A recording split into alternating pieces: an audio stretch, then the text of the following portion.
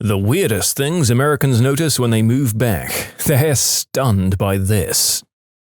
The massive amount of advertising and upsells. As soon as you get on a plane back to the US, it's all, sign up for this credit card, and watch these ads before and after the safety briefing, and you can pay later for all of this, no payments today. It absolutely screams into your brain at every opportunity. I mean, marketing is just softcore psychological warfare. I used to work in the psychological operations for the army, and you have no idea how manicured everything is in order to influence your decisions. We didn't practice what we learned on our countrymen, but it was easy to see what we learned was being practiced by corporations and the media.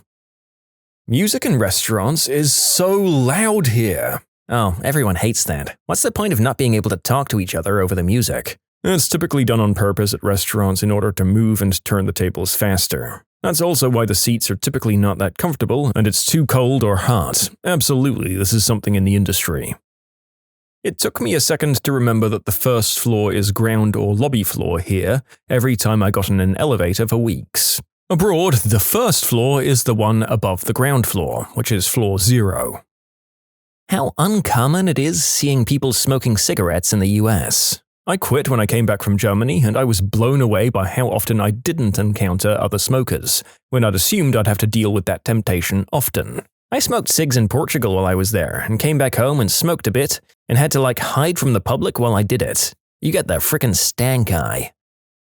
Lived in Russia for 18 months, this was over 10 years ago, and when I came back to the US, I spent a week in New York City and was taken aback at how nice everyone was, and how awful the subway is too.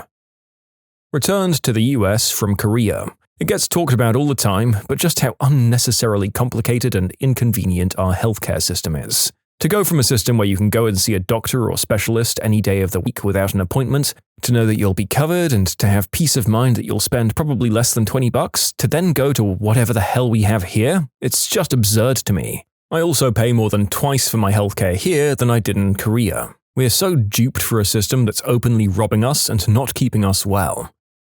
As you say, I hear about this constantly. I do wonder when or if America is ever going to shake this system that I've been hearing about forever. And then you lot won't have to hear me rant on about it every couple of weeks.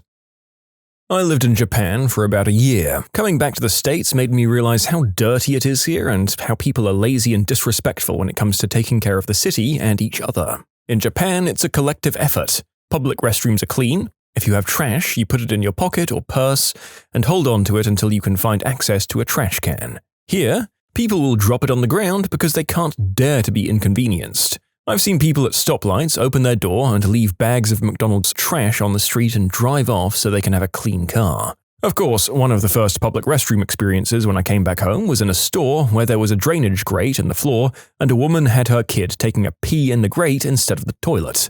And don't get me started on how if they even have the sniffles, they wear a mask in public to be courteous, but people here in the States like to cough directly into the wind. I'm still recovering from the reverse culture shock.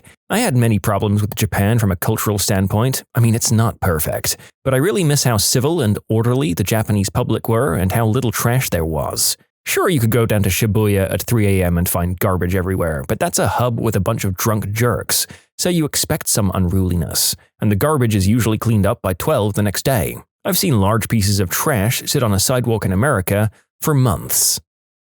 Coming back to the US from Cairo, it wasn't needing to be so alert all the time. There's a lot to like about Cairo, but it is a tourist city, and a lot of the businesses and locals take advantage of the tourists. It's a little thing, but you have to be ready to argue vehemently about every price and service. I didn't realize how much that was stressing me out until I came back home.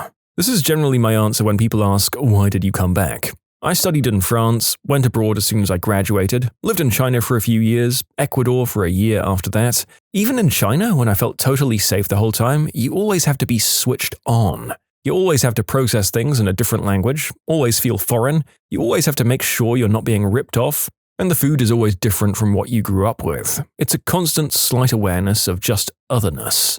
I have the deepest respect for people who permanently move to a different country, especially living in their second language. Returned to the US from India. Sat down to eat at a restaurant at the airport, and the waiter immediately bought me a glass of ice water. It took me a moment to realize that this was safe to drink here. Everywhere I went in India, Mumbai mostly, they gave you a bottle of water and then you had to check the seal on the cap to make sure it wasn't just tap water filled. Like, they're okay with poisoning you to save 30 cents.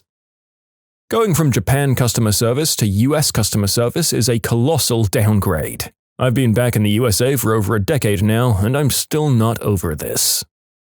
Taxes not being included in the price on the sign. It's so infuriating. I think pharmaceutical commercials on TV were the most shocking. Smiling, happy people talking about taking a pill to counteract the pill they were taking for insert issue here. Side effects may include mass murder, jumping from bridges, and uncontrollable diarrhea. At least you'll be smiling while you deal with all of those side effects. Flying from Shanghai back to Dallas was the biggest culture shock for me. Shanghai makes Dallas look like a ghost town, and the maglev train that runs over the city gives you a sense of scale like no other. Imagine being in a jet flying over a city that just never seems to end. Going into an American grocery store after years abroad is overwhelming, but also glorious. After returning from living in India, I woke up parched one morning and realized I didn't have any bottled water in the house. I got all distressed because it was early and stores weren't open and it was cold and dark. Imagine my joy when I remembered I had potable water flowing into my house. After living in Korea and Japan, I will forever appreciate the independence and individualism of American culture. Especially in Korea, I felt like I'd joined a gang or a cult when I realized that even the simplest of tasks required the consensus of the entire office. I saw a 46-year-old feel like he didn't have enough authority to put paper in the printer, so he had to wait and ask the office superior hours later. It's hard to describe in a small post. I just feel like there's a certain kind of autonomy that exists here that doesn't exist over there, with regards to work. I just left after working in Singapore for years, and I know exactly what that work culture is you're talking about. It's like, unless something is perfectly in line with someone's job expectations, it won't get done. Even if it's something as small as printing something in a printer that they don't normally use. It's draining. I can't count how many times I tried to get something done and was blocked by some wildly arbitrary obstacle. The difference in how the food affected my whole body in a positive way after being away from the US for almost 2 years. My wife and I both had physical withdrawals when we arrived in South America from the difference in the food for at least the first 2 weeks. Couldn't figure it out at first until our bodies adjusted. We both immediately lost weight without trying, and our whole physical appearance changed for the entire duration in a very positive way. Never felt so good in my life. After a few months back in the US, it all came back no matter how well we tried to eat. It was very eye-opening to say the least. Ah, that wonderful high-fructose corn syrup working its magic, I see. Yeah, I just got back from the States recently, and I got a tiny bit more blubber on me in about a month there. It's no joke. The other big one for me was my body not being used to aircon while I was there and desiccating up like the guy at the end of Indiana Jones: The Last Crusade. Something I realized back in the noughties when talking to people was that the general education was on a lower level than, say, that of most European countries. Even things like college, that people pride themselves on, I often found the foundations in understanding could be a bit detached and rudimentary in the US as compared with Europe. I left the US as a kid in the 80s, and when I started schooling at around 5 years in another country in Europe, I was reading a book a day and writing endless pages of flowing cursive and shorthand script to get in as much deliberations and info as possible to the teachers. As usually, that's what was expected of kids back then. I compare my schooling to some of my relatives who remained in the US, and it's like they never learned how to read or write very well, despite being able to get a college degree. I found that when people were trying to read aloud, it seemed like they weren't reading as much as trying to decode the letter combinations in real time, so they stumble over the words repeatedly as if some foundational line of code was deleted by accident. They also don't seem to understand basic things like geography or natural systems such as water cycle, the interactions of the different types of resources in an economy, and so on. It seems like a lot of people just think that there's an infinite amount of resources and space out there, so there's less concerns around things like resource and waste management in America. I think most of that comes from a low regard for schooling and intellectual activity in general, despite being willing to toss a lot of money into the system. Then there's also things like homeschooling and religious schooling into the mix. The very individualistic nature of the country allows people to live entirely detached from the rest of society and remain very shielded inside their own bubble. Oftentimes when talking with a stranger, you can't expect there to be a shared sense of reality, leading to a lot of situations where what's considered normal behavior would, elsewhere in the world, be thought of as a rare occurrence of someone who's escaped a mental institution. Also, the kind of arrogance that comes with a culture of empire makes people overly confident of their situation and abilities, which is reminiscent of Britain and their colonial attitudes before the disintegration. What you'll actually find is that a lot of people will just crumble in the face of novel situations and difficulties, so it's not the case anymore that there's a lot of brave and inventive or educated people out there who'll take on any sort of new challenge. Part of that could be remedied if people were actually able to learn what's going on in other places in the world and not just project their assumptions upon everything they see. Instead, it's a case of people shadowboxing with these assumptions and keep running into walls where it actually clashes with reality. I think that's going to be the main issue in the future, which is that the expertise may not be there to keep the US running as it has been. A lot of early science education in particular was catapulted in response to the Soviet space and military program. My family initially worked in the early computer industry on the west coast of the US that was a byproduct of a lot of research connected to that, before we happened to settle down in Europe because of a job opportunity due to having experience in these new industries and fields. You can submit your own stories to be featured here on the channel. The story submission link is in the description below. Don't forget to subscribe to Am I the Genius? Moved from Singapore, then back to the US. The three biggest shocks? First, unlike Singapore, I can't expect everyone to know English in California. 2, an American striking a random conversation is normal. And 3, Mexican food is the most American food out there. I didn't realize how special Mexican food in California was. I just assumed it could be replicated everywhere. After moving to Australia, boy was I wrong. Yeah, as an Aussie, sorry, I know we do crap Mexican food. Weirdly, it's so much better than it was 20 years ago, when it was pretty much only Old El Paso. All of the sugar in the food. The story begins in 1971. Richard Nixon was facing re-election. The Vietnam War was threatening his popularity at home, but just as big an issue with the voters was the soaring cost of food. High fructose corn syrup had been discovered in the 50s, but it was only in the 70s that a process had been found to harness it for mass production. HFCS was soon pumped into every conceivable food. Pizzas, coleslaw, meat. It provided that fresh-out-of-the-oven sheen on bread and cakes, made everything sweeter, and extended shelf life from days to years. A silent revolution of the amount of sugar that was going into Americans' bodies was taking place. Having a gatekeeper physician or doctor dictate when and what specialist doctors you see. In South Korea, everyone is covered by the same national health insurance plan. You can visit any doctor at any time, with the exception of a few specialists at major university hospitals. You'd need a referral for that. Say I was having ear pain, I could visit any ENT clinic in the country. And if I didn't care for their treatment, I could go visit a different one. This whole system of having to get approval from your primary care physician first, and the sheer wait times to get an appointment, the whole US healthcare is a horrific nightmare. Though certain treatments, surgeries, specialists, and technologies may only be available in the US, you'll never be able to afford most of it. Had a layover in Salt Lake City on my way home from living in China for 6 months, and I found myself wondering, how did all of these people get permission to have so many children? Oh, right. I mean, it's practically religiously mandated to have that many children exactly where you were. I should state that this isn't intended to be a hate on America video by any means. This is actually the first time I've done one of these commentary on the US videos as said by actual Americans returning, instead of from the foreign perspective. It seems like you guys corner the market on Mexican food and individual freedoms, at least. How huge everything is. The flags, the people, and the portion sizes.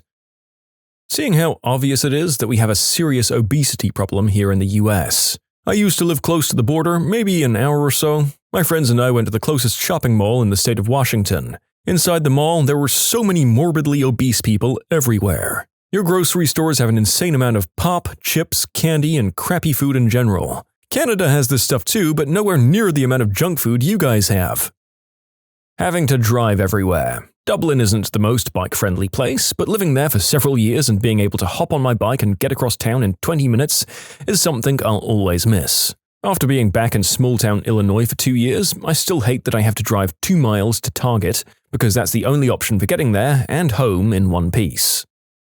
The food. I lived in Canada from 2006 through 2014. You don't really notice it going the other way, but coming back, holy crap. Everything's loaded with salt and sugar. Everything. It's jarring. I gained over 20 pounds in my first year back. I get that people don't want to hear this because we all love our dino nuggets and cheap frozen pizza, but damn, they're really trying to kill us with food. At the very least, they truly don't care if they kill us, so long as the profit margins are high. Related to that, the sheer number of truly large people, kids in particular. I lived in Toronto, and it was incredibly rare to see a person who clearly weighed over 300 pounds. Like maybe you'd see one once a year. Coming back, it was just shocking how big the average American had become. I pretty much lay that at the feet of the food thing. I lived in South Korea for a few years. When I returned to my hometown of St. Louis, very little had changed. You can't walk anywhere in St. Louis County, and for the first time, that fact really got to me. My friends were also very sedentary and incurious, not wanting to go anywhere. I'd go to a friend's house, and they just wanted to watch Netflix, and I was so used to being a very active person by then. Lastly, when anyone asked me about Korea, they couldn't help but slip in a racist joke or two. I'd changed overseas, but my hometown didn't. I find this to be the most jarring part of traveling as a citizen of any country. Often you grow and have adverse experiences that expand your horizons mentally, and when you return, oftentimes it feels as if nothing has changed at all. Then again, the people you're returning to are the ones who stayed at home. Getting yelled at and herded around like cattle by US Customs and Immigration as soon as I arrived. It's a huge shock to see how everyone with even an ounce of authority in the US acts after being abroad where you're treated like a human. Not being able to just go to the doctor when you feel sick or notice that something's wrong. In Taiwan, you just rock up to the hospital, pay a $6 registration fee, tell the registrar what ails you, get sent to whichever department fits your symptoms, wait an hour or so, and go see a doc. Government healthcare? Hell to the yes. It's not communism, Americans.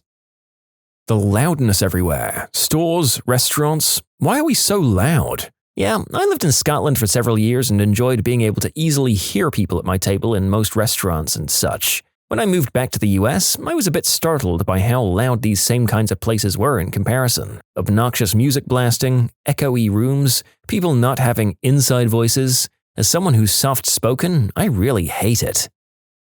I grew up in the US, but I've spent my whole adult life in the UK and Australia. There are so many unique or nearly unique things about the US. Everything there is huge. I'm in the US just this week and visited a friend in Chicago. She was apologizing for a cramped flat, but it was palatial by middle-class West-European standards. Only thing we've got on Americans in that department is super high ceilings. And it applies to our food too, of course. I just saw a pack of Reese's cups at Target that was more than a meter high. Diabolical. Lots of stuff is super sweet when it shouldn't be. Coffee, bread, sauces. It's kind of icky once you start noticing it. Especially in Austria, shops and offices have very limited hours by comparison. I forget this sometimes and find myself planning around not being able to get anything on Sundays or after 7 p.m. Then I remember it's America and there'll be someone on minimum wage there until midnight. Tip culture as it is in the States wouldn't be tolerated in Austria. The UK is slightly closer to the American model, but not by much. They're quite forward in asking for it in the US. It should of course be given, but it ought to be presented like a choice in my opinion. The no weapons signs on business doors. That's a stark reminder when you've been away for a while. And this last one probably runs counter to the common narrative, but I find lots of Americans are quite rude. In fact, they're not really aware of other people around them. Flying in this week, I was shocked by the fact that people just splay their stuff out on an escalator and block the path. You're supposed to stand on the right side and leave the left lane open for people in a hurry. There's also stuff like playing music out loud on buses and trains.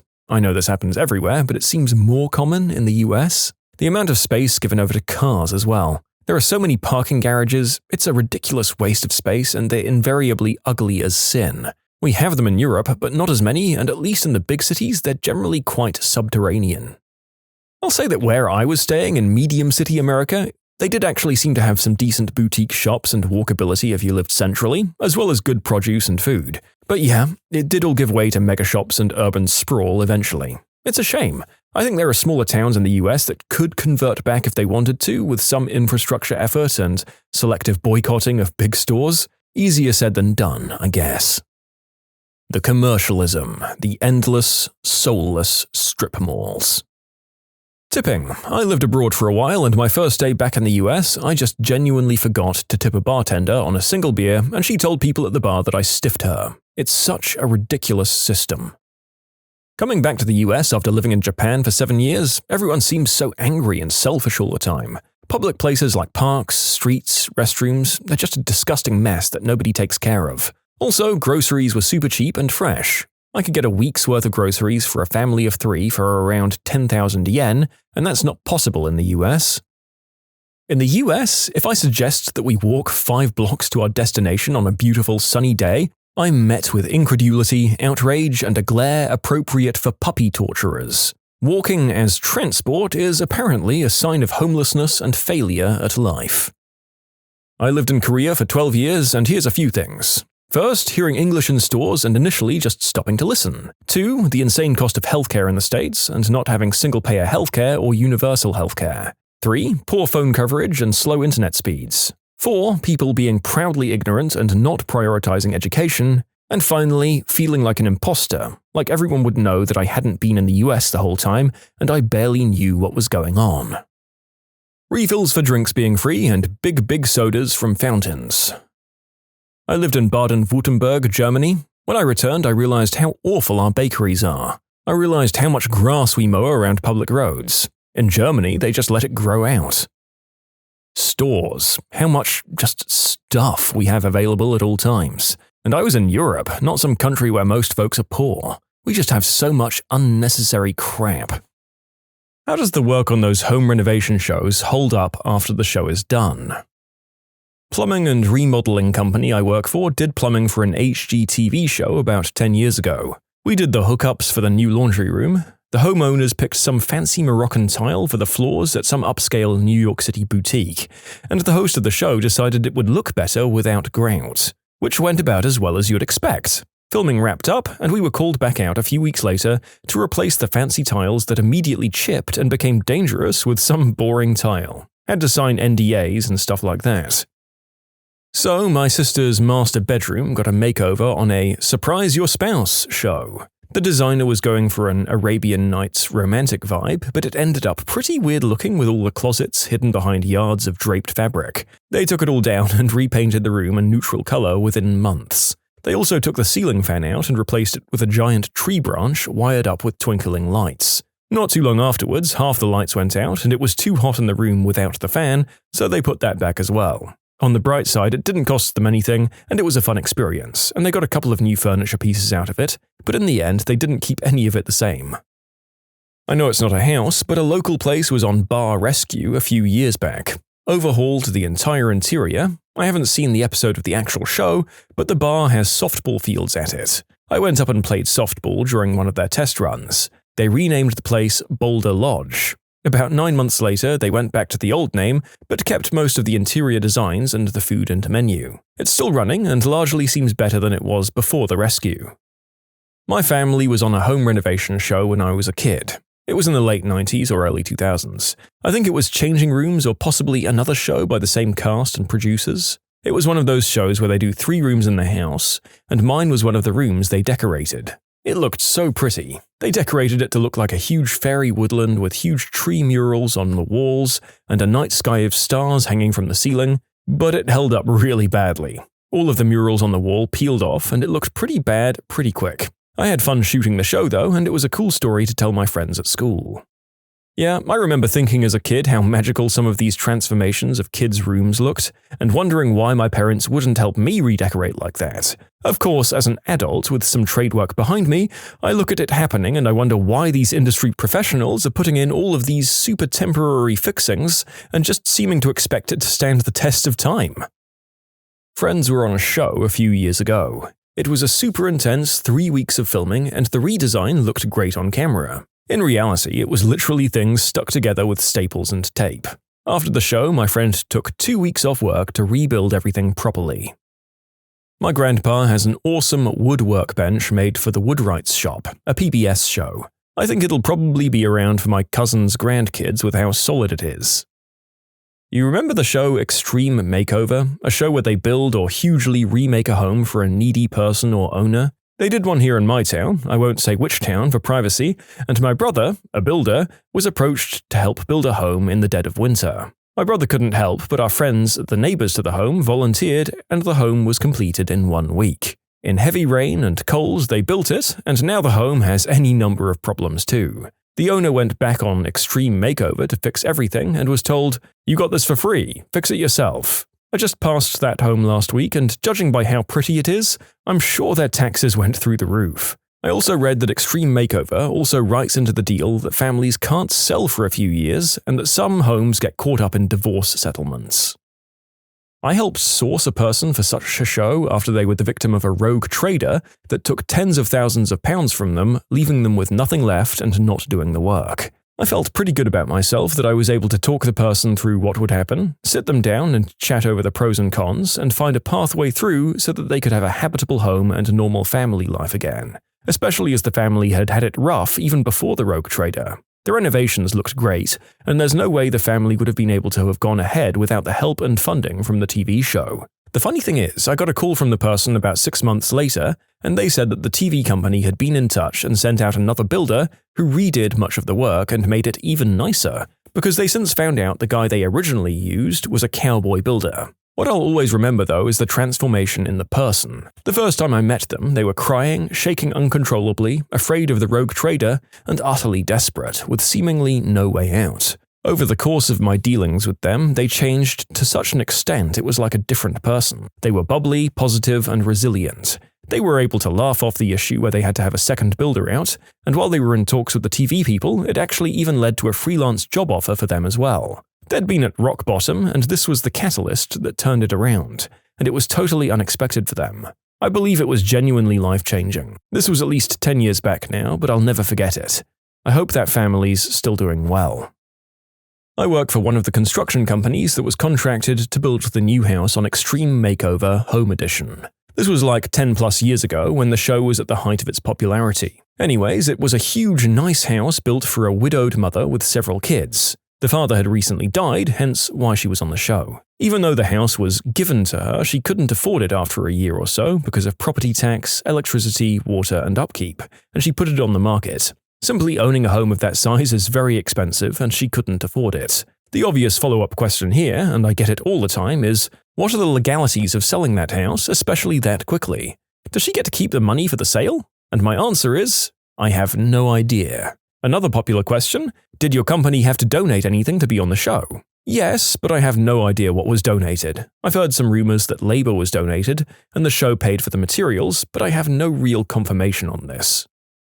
I volunteered on a site that was renovated by the show School Pride, which lasted 1 season. The show went into a rundown public school and renovated some of their spaces. Noble work, but the condition of the schools was shameful. They should never have gotten that way in the first place. For the project I helped with, they bought in a bunch of IKEA furniture for a student lounge. Look, it looked nice, and I'm sure it helped their budget go farther, but I wasn't sure if the stuff they chose would hold up real well to a bunch of high school students using it. I've not been back to know how the school has fared since the renovation. I'd be thrilled to hear that it went well, but any of the students that would have been there when it was new would have graduated by now.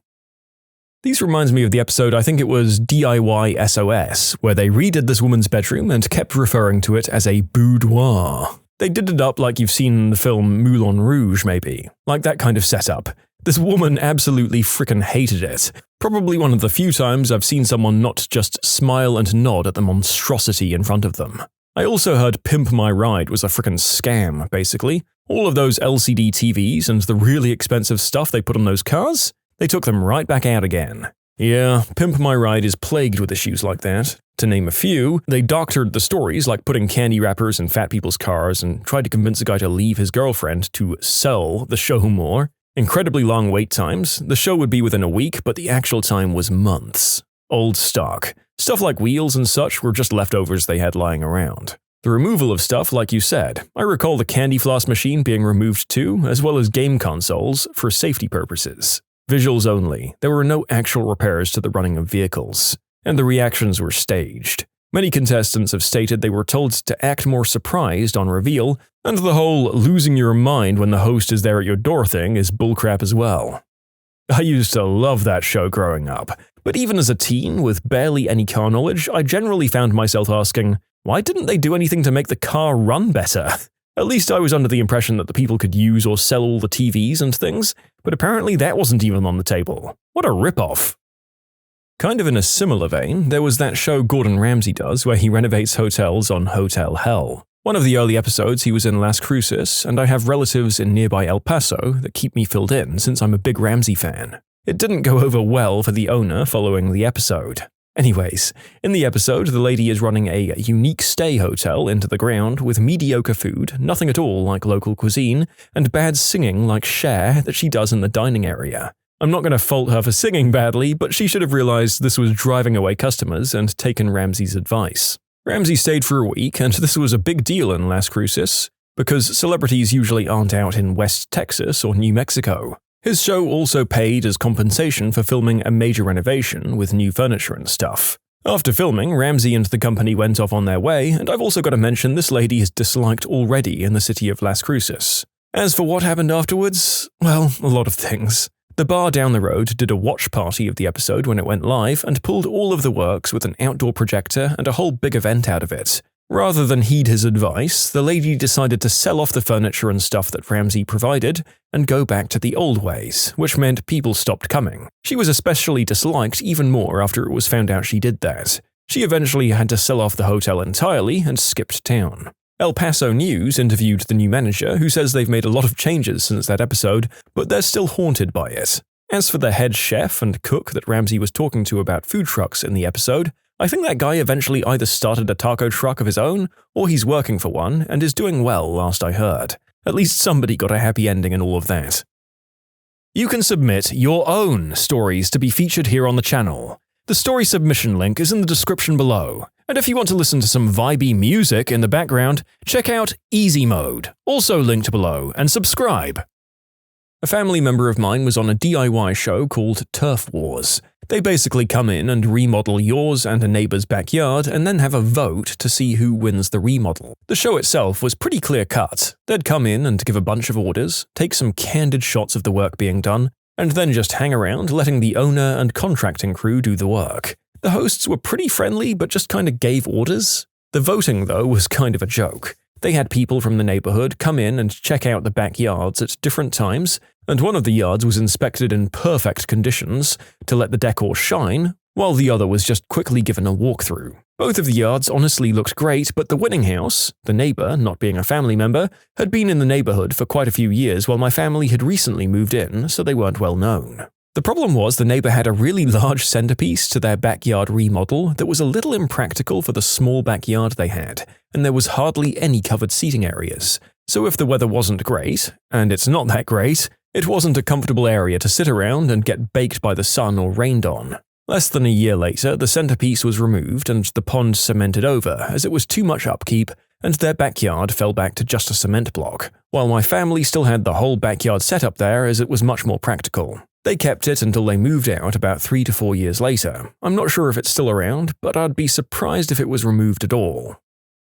I also stayed in a room that was made over on Hotel Hell. It was poorly done. The paint lines were terrible, and some of it was on the ceiling. The decorations they used seemed just like really cheap stuff from TJ Maxx, not really hotel-quality stuff. They didn't touch the out-of-date bathroom, but they didn't put that part on the show either. The hotel also didn't keep the fancy linens in that room, because I'm sure that it was a pain to wash and keep track of one special set of linens. Basically, it looked great on camera, but in person it didn't look professionally done.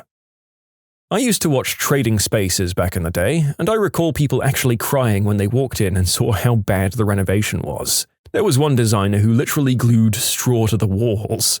I'd love to hear from some of those folks. Another great show to get updates on would be Monster House from way back in the day. They'd always do some crazy stuff like cut a car in half and stick it on the wall, or have some flame-shooting 10-foot-tall T-Rex head in the kitchen, and the renovation would be completed with only 4 seconds left on the clock. Why they were timing it, I have no idea, but it did make it really exciting to watch. My parents, and me as a baby, were on a home renovation show called Makeover Wish. You'd send in a heartfelt story and they'd choose you and come and renovate your house for you and leave it a complete surprise. About 6 or 7 years before I was born, I'm 15 now, one of my mother's kidneys were failing. She was in the hospital constantly and got extremely sick and lost vision in both of her eyes. My dad, being the hero he is, decided to donate one of his kidneys. Although it's not too rare for people to donate kidneys nowadays, back then this was a huge deal and there's been several newspaper articles and news broadcasts about their story. My parents ended up winning the Makeover Wish renovation for our house. The episode is actually on YouTube. Search Makeover Wish the Donor. I have a cameo in it. Apart from the master bedroom, everything is pretty much the same and we've lived here ever since. and I hope we will for years to come. Extreme Makeover came to my town in like 2013 to 14 and did a demolition and new build of a house for my family friends. Luckily, they had the means to keep the house because property taxes went way up. It's still a really nice house, and a few people I know have gotten married there. The house has held up super well. Yeah, I guess maybe if you can turn your new unsustainable mansion into a venue or something to try and make a dent in the government's new source of tax revenue, you could make it work. It's a bit shocking that these shows come in and essentially saddle people with massive debt. It always bugs me in these shows where the go-to manufactured drama is, well, we opened up the wall and there's faulty wiring or water damage or termite damage or asbestos and we didn't budget for that, so now you don't get a new master bedroom. And the homeowner responds in some, I can't believe they're trying to sabotage our home fashion. Like, nobody who renovates homes for a living gets to their second renovation, let alone enough to get your own show, without learning to budget for unexpected structural or MEP issues. My countertop company was hired to fix cabinets and countertops for a house after a Property Brothers episode. Like I've seen others comment, the show filmed around all of the problem areas, so on the episode it looked great. The homeowners were livid after the show just picked up and left and we were stuck dealing with them. Not a fun few weeks. My friend was on Love It or List It. She said that they did great quality work at a fraction of what it would have normally cost. The homeowners in this show have to pay for the renovations. She did say that her family were told to be all dramatic and have little arguments about the renovations to add spice for the show though. My brother and his roommates were on House Hunters about 4 years ago and loved it. They were the two guys in Waco, Texas that sounded like straight-up country bumpkins, although my brother has since lost that accent. His friend was actually the one buying the house and my brother was just renting from him, but the producers insisted he be a major part of the show and pretend to have big opinions on the house he wasn't even buying to make it interesting. After a lot of back and forth, he finally honed in, wanting a craftsman-style home, again, still not even the purchaser, and I think the show went on about how he needed this 500 times. Still don't think he even knows what that means. They both got paid a couple of $100 but had to take a week or so off work. Ended up feeling so uncomfortable that they just drank all day and had fun with it. They also recently had their episode on the show where the comedians roast them, which was pretty fun to watch. Oh, and his roommate already owned the house prior to filming, so it was all bullcrap. Restaurant Impossible had a local restaurant and bar on there several years back. Originally, it was all dark wood with stained glass windows in the bar and big comfy chairs. They came in and painted everything white. The chairs are now cheap with no cushions. They took all of the charm out of the place to make it look like all the cookie-cutter new places. I was on Listed Sisters on HGTV about 3 years ago on Season 2. It's been great. The quality of the work held up and it's still pretty stylish. I moved, so I Airbnb the house now, and the HGTV aspect seems to sell it well. Nothing bad to say at all. HGTV chipped in for some repairs as well since my ceiling fell in during the renovation. I'm a professional shadow boxer and my wife is an actual mannequin. Our budget is $3 million. I was going to be on House Hunters a few years back, but my realtor didn't respond when we called him about it. I knew a guy who was part of one of those shows back when we were in middle school together. His family was extremely white trash and substance addict types, but they got all cleaned up for the show. Within the first year after the makeover, the house was a pit again. A local restaurant was on one of those restaurant makeover shows. The show made them take their most popular item off the menu. They took a pretty good restaurant and made it pretty bad. Before the show, they were decently busy. You could get a reservation some days during the week, but weekends were packed out. After the hype of the show died down, you could walk in and get seated even on weekends. This made me immediately think of DIY SOS. I really hope that those homes held up well. The families that get in there deserve real homes that last. Yes, DIY SOS worked on a house just a few doors up from me a couple of years ago, and it still looks amazing. The guy was disabled and they made him his own little house at the bottom of the garden, and it looks great. It was pretty cool walking to school and casually walking past Nick Knowles and the rest of them. I work for a high-end home builder.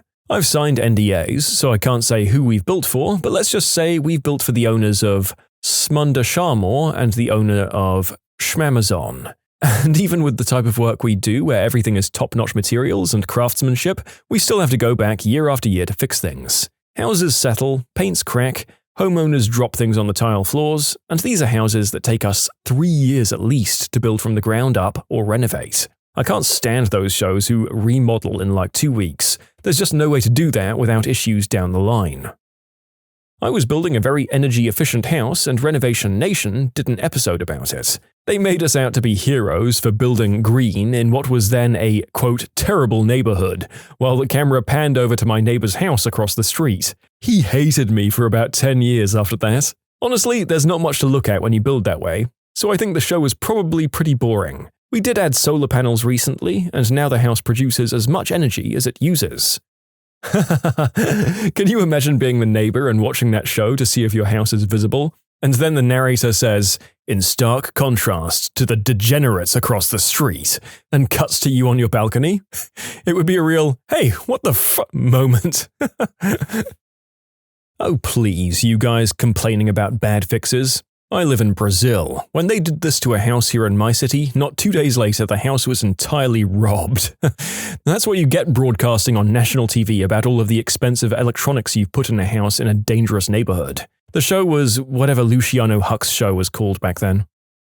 My brother's house was on one of these shows. The light fixtures and such that were in the house were hideous, and they renovated it to their liking, but yeah, it wasn't in their taste. My sister had her bathroom remodeled for a show. They took 2 back-to-back ancient 1970s-styled bathrooms and made one giant bathroom with a walk-in, no door shower, and a bathtub that fills from a faucet in the ceiling, and marble sinks. They paid for all the materials while the show paid for the design and labor. Still, the show said, you have to buy those 2 sinks. They're $1,500 each. Yes, buy them. She did further renovations later, but rents that house out now because they bought a new place. I think the bathrooms certainly brought a wow factor from the renters. If it were me, having 2 back-to-back bathrooms with updated fixtures and paint would be worth a lot more than one giant bathroom with separate walk-in shower, huge 50-gallon tub and a single toilet, and those 2 marble sinks. Because practically speaking, only one person can use that at a time, and it feels like you're pooping in a living room or something. It's so big. In any case, I think the renovation certainly added appeal and value to the house for sure. What's the funniest way you've seen a lawyer or defendant blow a court case? The judge recused himself from a criminal case, publicly stating that he knew the defendant and he was a son of a bee and guilty as hell. Wow, I mean, yeah, the judge should totally recuse himself, but saying that second part is prejudicial as heck. My brother was on a jury back in the days of MySpace. A woman had been hit by a big rig during foggy weather. She was suing for back injury. The last day of the trial, they ask her if she has a MySpace account and brought up her site for the jury to see. I think all profiles were open back then. There's a picture of her dancing on the hood of a car, and right next to it is a text exchange of her saying that she shouldn't go out too much because her lawyer says she has to look injured. Needless to say, she lost that case. I once attended oral arguments for US Court of Appeals for the Second Circuit. It's pretty much the big time. I watched a lawyer argue that his client received what's known as ineffective assistance of counsel at the trial from which she was appealing. The attorney, however, was not doing a very good job during oral arguments. So, at one point, one of the judges on the panel leans forward and asks him, "Counselor, are you currently providing ineffective assistance of counsel?" Imagine getting that kind of burn from a judge in the Second Circuit appeals. Do you just turn in your law degree and become a homesteader? I represent school districts. One of my clients has a farm that's used to teach agricultural sciences to the students. The manager of the farm decides to brutally euthanize a ton of chickens in full view of a group of elementary school students. Sometimes farms have to euthanize chickens. That wasn't the problem. The problem was that he was whacking the chickens over the head with a hammer, and he had to whack each chicken like 5 or 6 times before they died because apparently he's some kind of psychopath. Those poor chooks were just not dying. That didn't deter him. If one refused to die, he'd just toss the chicken on the ground and try again with another one. But the birds were all getting horrifically damaged, so they were flapping in circles on the ground or walking with terrible, stuttering limps or screaming. One of the kids recorded it, and my God, it's awful to watch. So I recommended the school district fire him immediately because holy heck. And he sued for gender discrimination. Well, that was an upsetting story to read. Poor bloody chooks. And the fact that it seems so spontaneous and ineffective really reads him as wanting to demonstrate power or scare the onlookers. Thank God he was even stupider at arguing his case than he was at his agricultural practices.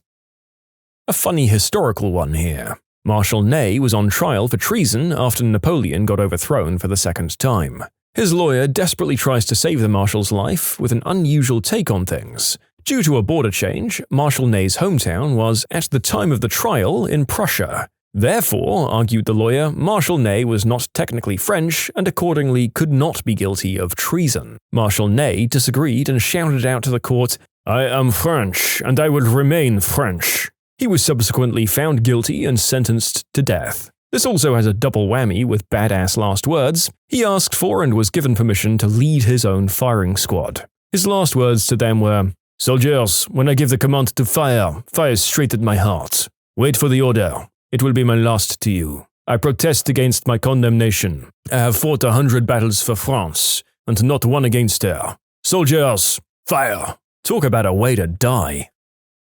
15 years or so ago, my dad was the manager of a small hotel. One of the semi-regular customers was this big Samoan dude who booked in for a day at a time, always had a few visitors, and always paid in cash in a one-to-one conversion with American dollars.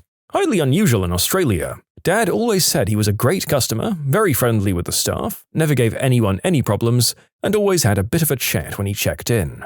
One day, a couple of detectives rocked up and asked to speak to my dad. They showed him a photo of the aforementioned customer and asked if he was currently staying in the hotel. Dad confirmed that he was, and in a matter of minutes, a small contingent of cops arrived, stormed the room, and escorted the guy away in handcuffs. Turns out the guy was a pretty major dealer and was wanted in a couple of states. Cut to the court date quite some time later. My dad was in the witness stand, and for whatever reason, the defense is trying to make out like my dad didn't know the defendant and had never seen him before. Obviously, my dad insisted that he did in fact know the defendant, but that line persisted from the defense. As my dad left the witness box, he walked past the defendant and said, "G'day, Barry," to which Barry enthusiastically replied, "Oh, hi, Jason, how are you?" While I'm sure this wasn't the only thing that counted against him in the case, it certainly can't have helped. He ended up getting quite a few years in jail.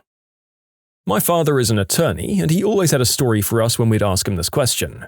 Some guy was allegedly smashing a wall with a sledgehammer with others in order to break into a private property. The cops rolled up, and he was the only one who got caught. Fast forward a few months, and this guy's in court. Apparently, a cop says something about how the defendant was the only one caught, but there were 2 other men who fled on foot and couldn't be apprehended. My father's client's face lights up in a "aha" moment, and he immediately tells the judge, "That's not true, there were 4 of us." I guess he thought if he could disprove something that was said, he'd be let go. Safe to say, he was found guilty of vandalism. My father says the judge just kind of sighed and told my father it would be a good idea to keep his client quiet. Defendant is apprehended for warrants and asks judge for bail. Tells the judge he moved and wasn't served with the warrants. Some question as to his identity. The judge asks the defendant where he was born. The defendant says Puerto Rico. Defendant totally looks mestizo, not Puerto Rican at all. The judge asks, "Where in Puerto Rico?" and the defendant says, "San Juan." Judge asks defendant, "When were you last in San Juan?" Defendant says, "Couple of years ago." Judge then asks defendant, "How did you get there?" Defendant replies, "I went on the Amtrak." The judge would not grant bail. When you flunk geography, it's for a long time. A judge I worked for once oversaw a trial where a woman claimed to have been so badly maimed by a chest job that she could barely go out in public. The case had been going for 3 years to get to the trial. On cross-examination, the defense attorney for the woman's doctor spent 2 hours reading every one of the woman's tweets since the surgery allowed. Brought in blown-up pictures of the woman's posts, of her in a bikini in Aruba and out at the bars for ladies' night in miniskirts and low-cut shirts. On a break, the woman ran out of the room crying. 20 minutes later, her lawyer came back in and informed the judge she was dropping the case. Lawyer was verbally running through the evidence against the guy he was defending, trying to claim that there wasn't enough to even call a trial. All of it totally fine, except he said, "I believe a more seasoned judge wouldn't have let this trial move forward." Not knowing that the judge he was speaking to gave the okay to move the trial to this court. He was immediately given a hard motion denied. I was the respondent, not the lawyer, in a civil case where the county accused me of violating a rule that a house cannot have more than 2 parties in a month. The county's prime witness admitted on the stand that, first, the rule was implemented specifically in response to a complaint against me, 2, the rule was not written in the county code, 3, the rule was not included in any warning letter nor in my citation, and 4, the county had no expectation of ever applying this rule to any other resident in the future. The judge declared the rule null and void. A very rich neighborhood near me became a college town when a campus was added there. The residents weren't happy to have neighboring houses rented out to packs of college kids, so they had a local ordinance passed saying that no more than 3 unrelated people could live together in the same house, which caused quite a bit of consternation, and so was quickly and quietly amended to no more than 3 unrelated people excepting maids and servants could live together in the same house. So then the old money felt safe and happy again, and when a cop came to the door, the 4th college student in the house would say he was the butler and the 5th was the cook, and so on and so forth. A defense lawyer was delivering her closing statement to the jury. In her final sentence, she said, "Ladies and gentlemen of the jury, I urge you to find my client guilty." There was a moment of silence, and then she says, "Not guilty. I meant to say not guilty." Yes, he was found guilty in the end. And that is why the narrator could never be a lawyer. That, as well as the years of study and untenable working hours. You guys know how many times I've just blurted out the wrong thing in these recordings and had to redo it? Can't edit that out in a court of law. I'm an attorney, and I heard about a hearing where there were several criminal defendants before the judge. The judge noticed a strong smell of Mary J. in the courtroom and asked if any of the defendants were carrying. Nobody came forward, and the judge proceeded, but the odor became stronger and stronger. Finally, the judge demanded the perp to come forward. Finally, one of them came forward and had several bags of green herb on him. I'm not sure what the charges were before him that day, but I wouldn't want to have been his attorney. Who the heck brings green herb to a courtroom? I work at a courthouse, and while I haven't seen this specific thing, I'm often shocked by the kinds of things people think are appropriate for court. ICP shirt, shouting at your kid, and screaming at someone on your cell phone in a marble hallway are some recent incidents that come to mind. I'm a bankruptcy paralegal. I used to work for a Chapter 13 trustee who told me this story. A debtor who had filed a Chapter 7 bankruptcy was going through the normal questions at his 341 meeting. This meeting is a hearing without a judge, where the trustee asks debtors simple questions regarding their situation and the paperwork they've filed. Creditors may also question the debtor, but other than the IRS, none ever show up. And when I was there, the IRS representative always fell asleep, and I'd have to wake her when one of the cases she was there for was called. For the most part, it takes no more than 5 minutes per case. The hearing basically exists for the debtor to affirm under oath that to the best of their knowledge, their paperwork is complete and accurate, and for the trustee to address any issues he has with the case before the case is confirmed and allowed to take its natural course. With few exceptions, an attorney has done all of their paperwork for them and is with them, representing them at this hearing.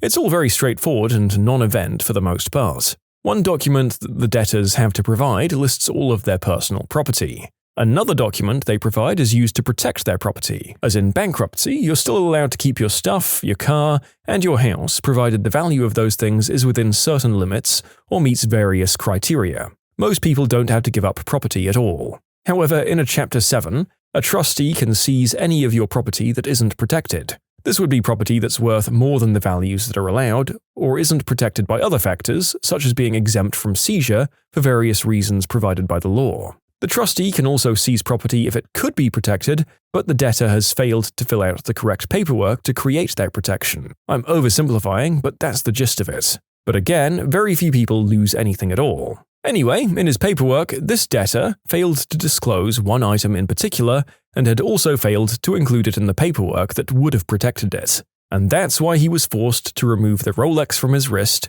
and hand it over to the trustee right then and there. You can submit your own stories to be featured here on the channel. The story submission link is in the description below. And if you want to listen to some vibey music in the background, check out easymode, also linked below, and subscribe. After argument from the assistant district attorney, the judge asked defense counsel why he should allow the defendant to remain on his own recognizance.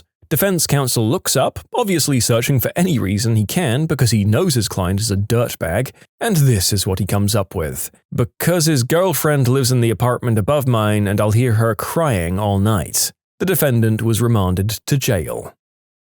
I worked as a paralegal in a firm specializing in land use litigation and real estate. Another paralegal's husband got a DWI, and as a favor to her, one of the partners offered to defend her husband in court. This is a small town with a landmark windmill in the center of town. Well, this paralegal's husband, who we all called the missing link, his DWI stemmed from him crashing his car into the windmill. Front page of the local paper, reporters at the arraignment, the whole 9 yards. So the law firm partner tells the missing link that when the judge asks him how many beers he had had before his accident, he should tell her he had 3. He then proceeds to stand in front of the judge and tell her he had 3 cases. The whole room started laughing, and he ended up getting jail time. Not an exact fit for the answer, but I once worked at a company where we found out that a lawyer was trying to arrange a class action suit against us before it got off the ground. We found out because this lawyer attempted to email her client but accidentally emailed us instead, with all the details of the class action. I observed a case where the plaintiff attorney played Michael Jackson's Man in the Mirror as his closing argument to evoke an emotional response in the jury. He lost.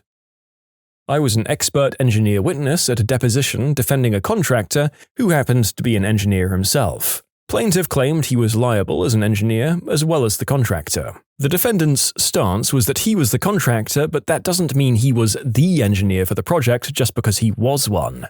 After 6 hours of headache-inducing questioning, plaintiff's lawyer pulls out a letter from and certified by the contractor that simply stated, "I am the engineer for the project." He sits back and basically has that look of, "Let's see what you got now, motherfricker."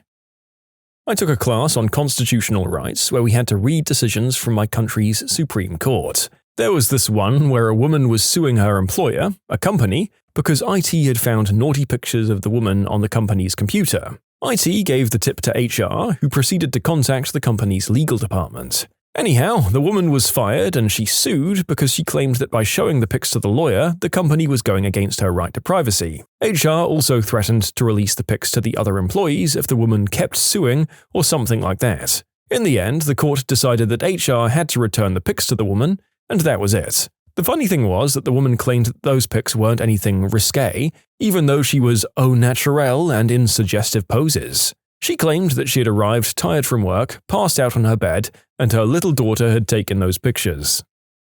That one guy who brandished his weapon at the witness during a deposition.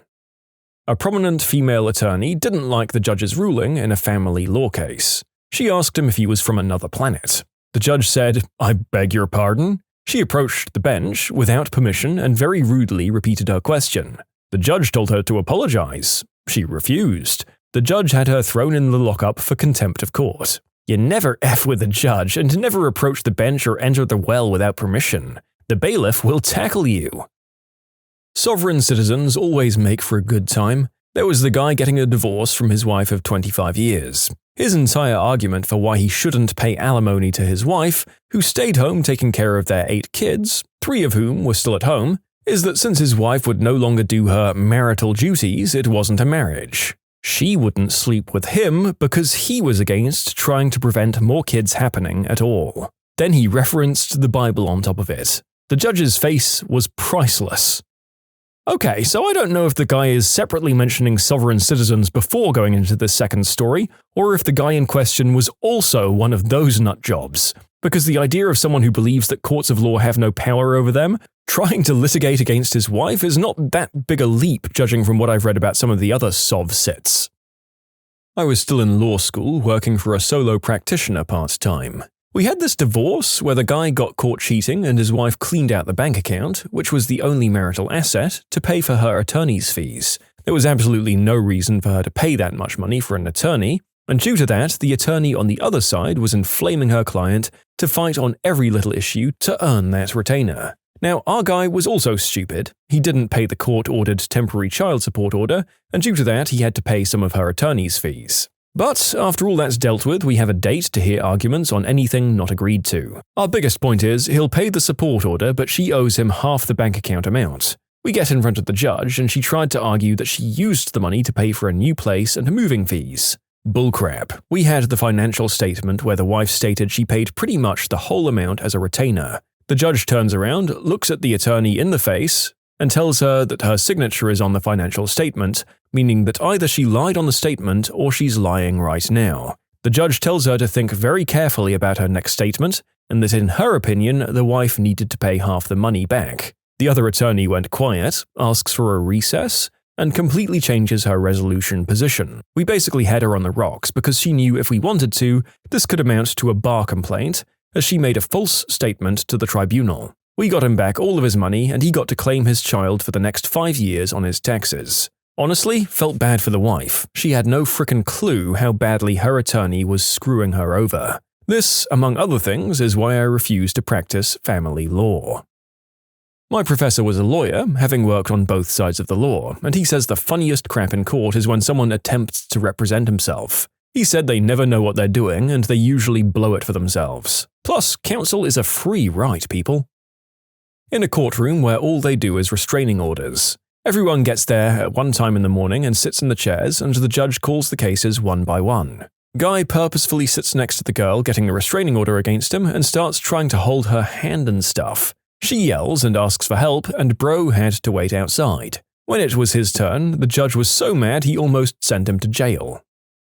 Not me. I'm not a legal professional, but my brother's EMT instructor used to live in Chicago. This one's a twofer. The instructor himself had his license suspended for numerous traffic charges, including evading police, but forgot about his arraignment date until about an hour prior. So the guy hops on a motorcycle and drives himself to court. Remember this for later. The guy in the court right before him is a Hispanic guy. The judge reads off everything he's charged with, and the conversation goes like this. Mr. Gonzalez, how do you plead? No hablo inglés. Mr. Gonzalez, do you understand a word that I'm saying? No hablo inglés. Mr. Gonzalez, am I to understand that this whole time no one has bothered to get a translator for you? No hablo inglés. Well, I guess if you can't understand what you're charged with, we'll have to drop all the charges. Gracias, señor. Starts walking out. Get back in here. After him, the instructor goes up, the judge reads his charges, and then asks him how he got to court that day. The instructor goes, Oh, my brother gave me a ride. Is that right? Yes, Your Honor. The judge looked at the bailiff. Do you have that footage from parking deck 3? He then proceeds to play the CCTV footage of him showing up on the exact same bike that he was using for everything when he ran from the cops. His license remained suspended, and the judge told him he couldn't go anywhere near the bike during that time. There was even a cop standing next to it when he left court. I was being questioned as a prospective juror in a personal injury case. 8 people had already been seated, and the plaintiff's attorney asked me the same question he'd asked everyone else and gotten, yes, of course, as an answer. Do you feel that a person has a right to be compensated for his injuries? My answer, probably louder and slower than it needed to be, was, not if he got hurt because he was doing something stupid. I'd poisoned the entire jury pool, including those already seated. They settled out of court in 10 minutes for an amount much smaller than they were asking for. So this wasn't the defendant, but a plaintiff. I was on a jury for a civil trial. There were 2 co-plaintiffs suing one defendant. The first co-plaintiff was being represented by his father, who was an older guy and didn't seem to have too much experience in court. For the first week of the trial, seemingly every other question was being objected to, usually because his questions weren't questions, or he was trying to elicit testimony that was hearsay. He basically teed everyone off and presented a terrible case. The second co-plaintiff then gets on the stand, and it was clear that he was there very reluctantly. It gets to the defendant lawyer's cross-examination, and the co-plaintiff bursts out that the only reason why he's here is because of a fiduciary duty to the other plaintiff. Then he gets asked if he feels the defendant owes him any money, and he just says, no. It was 6 weeks of this stupid trial. It wasn't every day, and there was no trial during the week for Thanksgiving, but it was excruciating, and we, the jury, ended up awarding no money to anyone. What a colossal waste of time. Teachers, what's your best read the note to the class story from your school?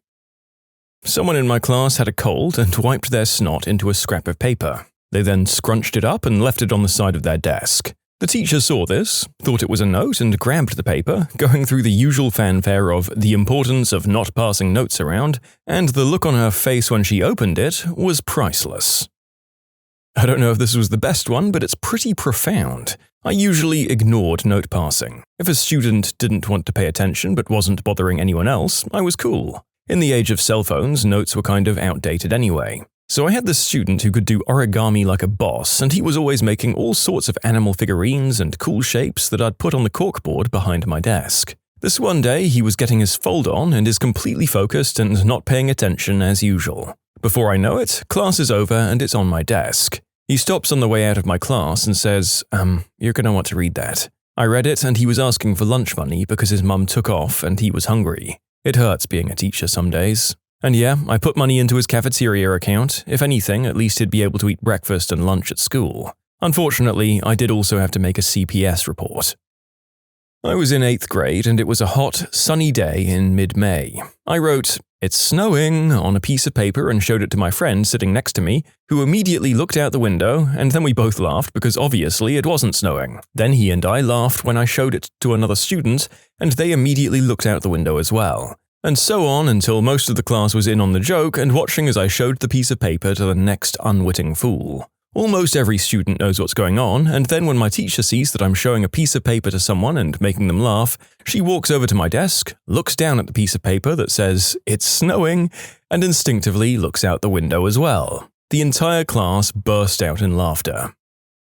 I'm not a teacher, but I have a story which was kind of the opposite. When I was in college, I was in a large math lecture hall 2 times a week, and me and my friends took to making paper planes and throwing them from the back of the theatre. We did it often, and I'm sure we thought we were hilarious. Somehow nobody said a word except for the occasional snicker, and it went on like that, on and off for the semester. Then on the last day, I remember writing, "Happy Christmas, Dr. Jones," on a plane and throwing it down, seeing it land in front of the lecturer. He blew a fuse and started shouting about how this had been going on all semester, and he thought it was a disgrace. Then he picked up the plane and read the message, got very embarrassed and meekly said, "Oh, thank you." I still cringe to think of my childish actions, but it did give me that one moment of connection with the lecturer before failing his class. Oh, that poor fellow. Nothing like getting off your big explosion that you've been building up to for a long time while repressing a bunch of stress and rage, only to find that you've actually just shot your load at probably the wrong person. Oh well, enjoy your F, commenter. Not really a note, but when I was teaching college classes, I caught 2 of the girls whispering, so I told them, "If you're going to tell secrets, you need to share with the rest of the class." I taught preschool before this. She looked right at me and said, without the slightest bit of embarrassment, "I was just telling her that I think you have a cute butt." I was teaching a communications class and we were discussing communication in the workplace. After she said this, I looked down at the textbook, and after seeing what the next section was, I said, "Okay, moving on to the next section, titled Sexual Harassment," and everybody roared with laughter. A couple of weeks later, at a baseball game paid for by the school, she came on to me really hard with my fiancé sitting right there. My 7th grade teacher typically always wore a dress shirt to class and looked very presentable, but this day he had his sleeves rolled up. Now, everybody loved this teacher, but my immediate thought was to write a note to my friend sitting beside me that his arms were super hairy. And that note was passed back and forth with us cracking jokes about it. Nothing malicious or overly mean, just that we didn't think he'd have such hairy arms. We eventually got caught, and between classes he took us aside and warned us not to pass notes, and since this was the first time it happened, he'd toss it out without reading it and let us go. Well, a couple of months went by and he decides to wear short sleeves again, and his arms were noticeably less hairy. I know 12-year-olds don't have the greatest moral compass, but to this day I still feel so bad that my dumb little note might have made him feel so self-conscious about something so unimportant. I'm sorry, Mr. Fifield, wherever you are now. I taught for a decade in a really rough area. I intercepted a lot of notes, and I was pretty shameless in public humiliation of my kids. I read a lot of bad stuff out loud.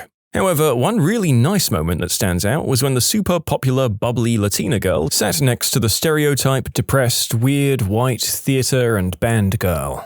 I saw them passing notes, which is really uncharacteristic. The band girl seemed off and upset, but I let it go because it seemed like there was something different going on, and the Latina girl was a really nice kid. I didn't think she was bullying her or anything. I waited until class was done and had the girls stay after for a second and asked them what was up. The Latina girl said, "I was worried about her, she looked sadder than usual, so I wanted to make sure she was okay." And I asked the other girl if that's what was happening, and she said, "Yep," and showed me the notes, which was a really heartfelt conversation about boys, relationships, and feeling lonely. It was so damned sweet. I asked if they needed more time, and they both said yes. I could get them excused from their next class, and they asked if they could chill and talk more here. I said sure, because you bet your butt wellness and mental health is a frick ton more important than curriculum. They really had a moment, and it seemed to help them both. This was as 10th graders. I got to see them develop a really nice friendship over the next few years. You go, girls. Wherever you are now, I hope you're still friends, and I'm glad I could help facilitate that. In health class, we were talking about the male organ and how they fill up with blood. My cousin took a piece of paper and wrote, "Your wee-wee is filled with blood," and threw it at some popular kid. The teacher picked it up and you could see him die inside because of the immaturity of 8th graders and how he has to teach them for a career. In 3rd grade, 1996, my class was performing a play.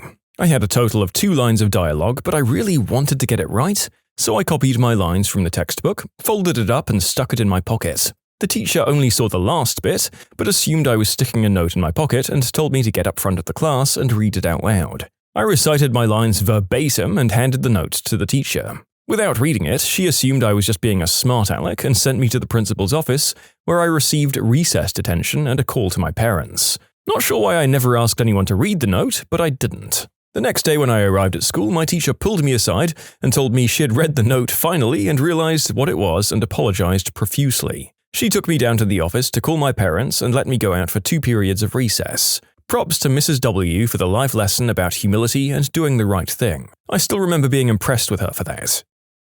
8th graders, talking about reproduction in class, and the medical term for splooge comes up. Then there was a note passed that said, "Isn't the proper science term C-U-M?" Wonderful.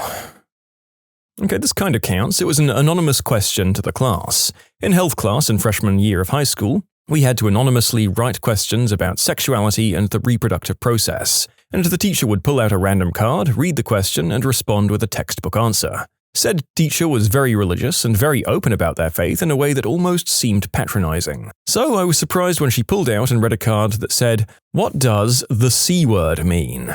She looked at the card, looked at us all calmly, and then proceeded to pull up Wikipedia and other web media to inform us of the origin of the word, its connotation, and how it was used differently around the world. I was kind of shocked that she just wanted us to know what it meant, as if to say, "Don't look like a dumb F if you want to use this word in a sentence." One day in the middle of school, right around when the Nintendo Wii came out, you could add other friends online for certain compatible online Wii games by sharing a serial code of like 16 numbers or something around there. Sitting in the back of our 7th period class, 3 of my friends and I started to exchange and write down our Wii serial codes on a small piece of paper. We'd pass it down and share it as we passed it and copy them into our notebooks. Our teacher pauses his lecture as he looks at us and just gets up from the front of the class, walks to our row where the 4 of us sat, put his hand out to my buddy for the paper with all of our serial codes on it, takes a moment to glance at it only to see a matrix of random numbers followed by the first letter of our names. He then glances up at us and then to my buddy with the most dumbfounded stare, squints and asks, "Is this some kind of joke? 'Cause I'm clueless on this one." My buddy that had to explain saved us all the embarrassment and said, "I'll explain after class," as he blushed. Luckily, our teacher was a really cool dude and was fine with that answer and told us to just put it away. We told him after class and he understood, but also said he was expecting some sort of elaborate code that we were encrypting messages in. Well, the guy certainly doesn't have the manic paranoia that a lot of teachers justifiably get after a long time with rough students. Some of them might have got really cranky, assuming it was some sort of code, and held you over the coals a lot longer when your friend had tried to defer it until after class. A positive spin, I was long-term subbing a class. One day I noticed students discreetly passing around a piece of paper while I was teaching. I went to retrieve it and discovered it was a petition signed by each student requesting I remain their teacher for the rest of the year. Not me, but a friend of mine who taught 7th grade. He found a note and was about to read it to the class, but when he opened it, the note read, "I want you to crack an egg in my butt and F me so hard that it scrambles." He immediately put it in his locked desk drawer without reading it out loud, and it's now laminated and hung up on his fridge at home. Probably late, but in 8th grade, the teacher took the note and made me read it. I didn't even think to make something up, so I blurted out what was on it. "We beat the meat, the story of 3 gigolos who made it the hard way." It was a parody of We Beat the Streets. I thought it was so clever.